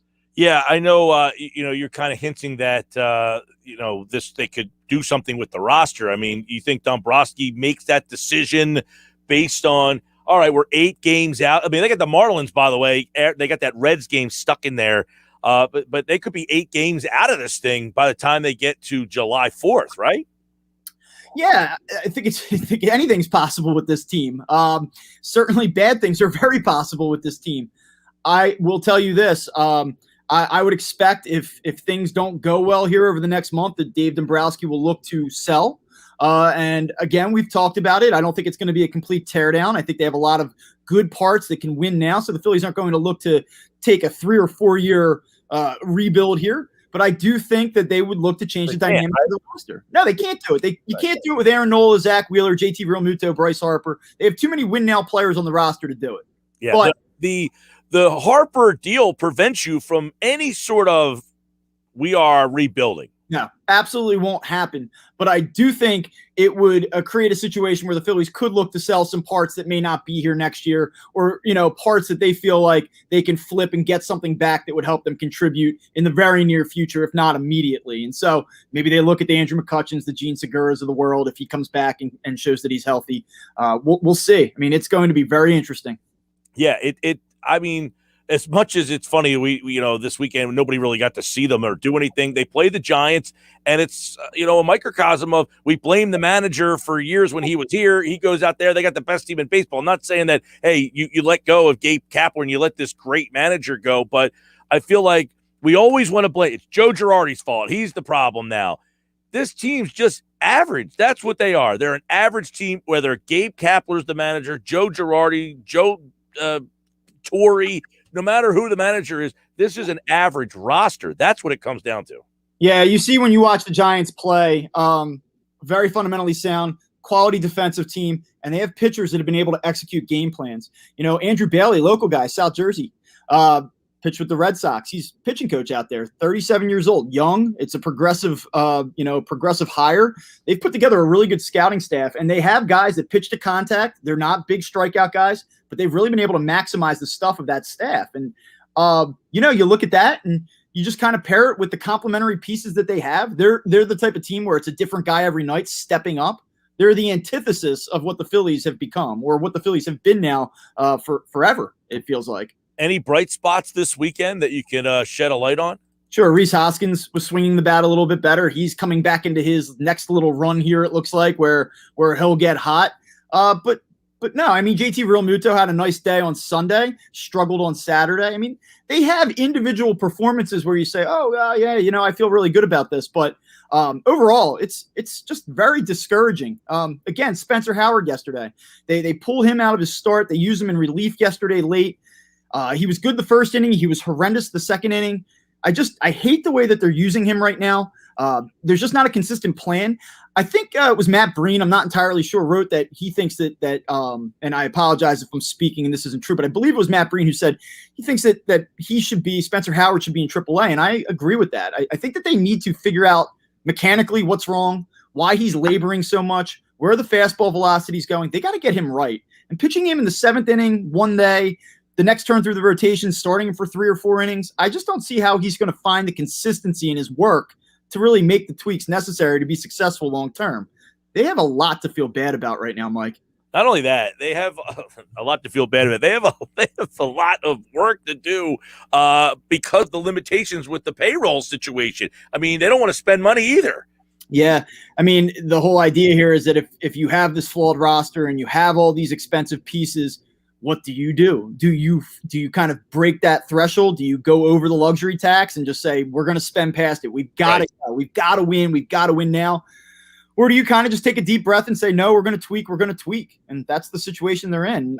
If I were John Middleton, I know nobody really wants to hear this, but I would be reluctant to want to spend past the luxury tax. The guys that are here have not proven worthy of it. 4 games back. They're off tonight. Washington tomorrow and Wednesday, a little 2-gamer, and then off to Citi Field to play the Mets. And you'll get DeGrom on Saturday. You get Stroman. So, you're getting stuck facing 2 of their guys. So it's an interesting week for them. They got that Reds game next Monday. That's a makeup from a rainout. And then the Marlins, who have absolutely been a problem, a good San Diego team right up to the 4th of July. So we will check in with where they are up to that point. Because guess what, Bob? They're the only team in town now, so everybody's paying attention to you. Yeah, they've been very fortunate to this point that nobody has really been paying attention, but now the focus is going to come on them. And they may be the 3rd team in this city that's going to undergo huge changes here in 2021. So we'll see, man. All right, man. Interesting week. Bob Wankel at Bob Wankel CB, Crossing Broad. Good stuff on the Phils, man. Take care. Talk to you soon. All right, there's Bob Wankel on the Phils. He'll be back on Friday's show. You get ready for the Phillies weekend. It's been an interesting day today. We'll wrap it all up coming up next year. Sound, audio, all over. We'll fit as many bites as we can. Charles Barkley, Magic Johnson, you name them, they ripped them today. We got that all coming up.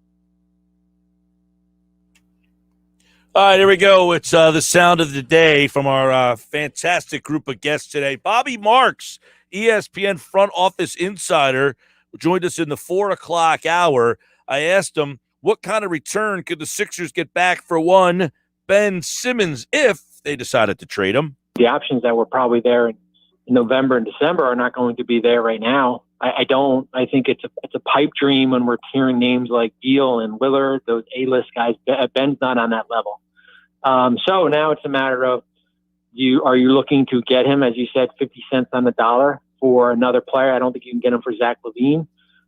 I don't know if you can get him for CJ McCollum. So now you're looking, right? Now you start breaking up that contract for 2 to 3 different types of role players. Or do you think, you bring him back on another year? That's a tough one to swallow there, getting role players back in return. That one sounds not appealing. Mike, I don't remember if it was you specifically or someone you brought up, but you guys had mentioned earlier, I think it was you and Hudrick, about Aaron Gordon. It might have been today or Friday, but the idea that, is that what Ben Simmons is? Is Ben Simmons just this athletic guy that only could ever do certain things? And like you said, okay, you can go in the offseason, work on his 3-point shot, this and that. It doesn't make up for the fact, as Bobby Marks also said to you, there might be something mental going on here that we're just not even talking about. And you know what? Ultimately, if there's something mental, it doesn't matter how many jumpers he puts up in the offseason. I think that's evident. Again, people are like, oh, I saw this coming. No, you didn't. You didn't see a guy shooting 30% and mentally breaking down. You saw a guy that shoots 60% and you don't like that. He's mentally broken. You never saw a guy shoot 30%. Yeah. There's a difference between 30 and 60, okay?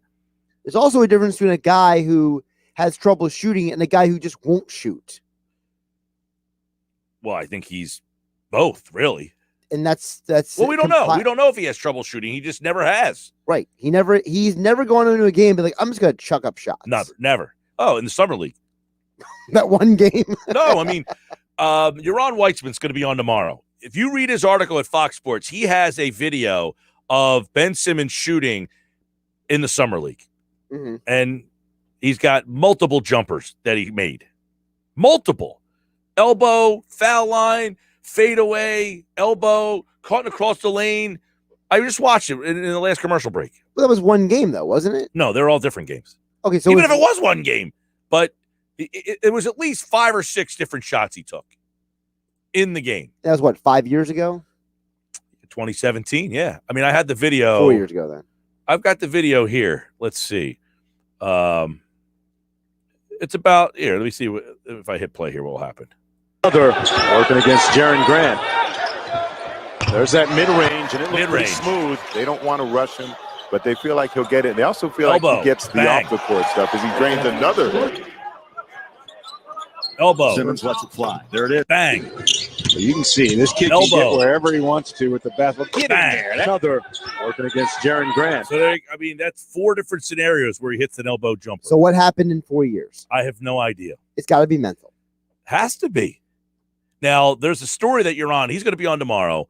And he says in 2016, he was supposed to work with the Sixers shooting coach. And people forget in the playoffs against Miami and Boston 2 years ago, 2017, 18, he made 70% of his free throws in the playoffs. Still not great. 70% is significantly better than 30. And better than his regular season average. So Brett Brown met with them, and they had this whole plan and what they were going to do. Rich Paul, his agent, said change of plans. He's going to go work with his brother. Mm. So they essentially, Brown had a whole 4-page off-season plan for him. And he had a nice PowerPoint presentation. Yeah, right. And what they were going to do with him. And the agent said, no,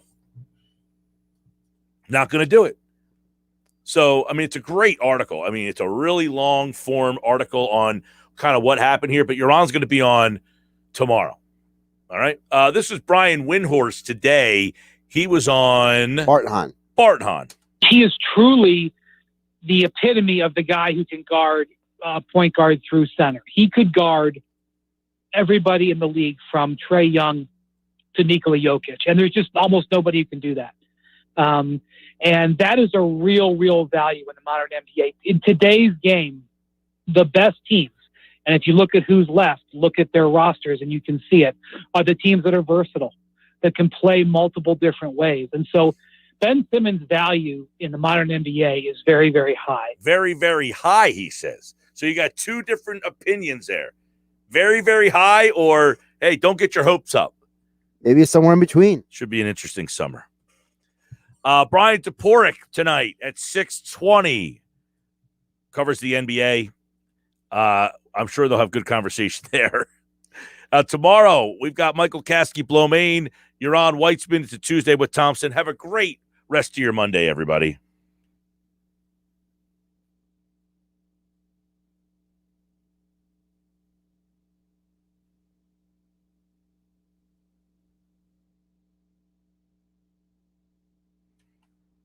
Hey, coming up on Tuesday's show.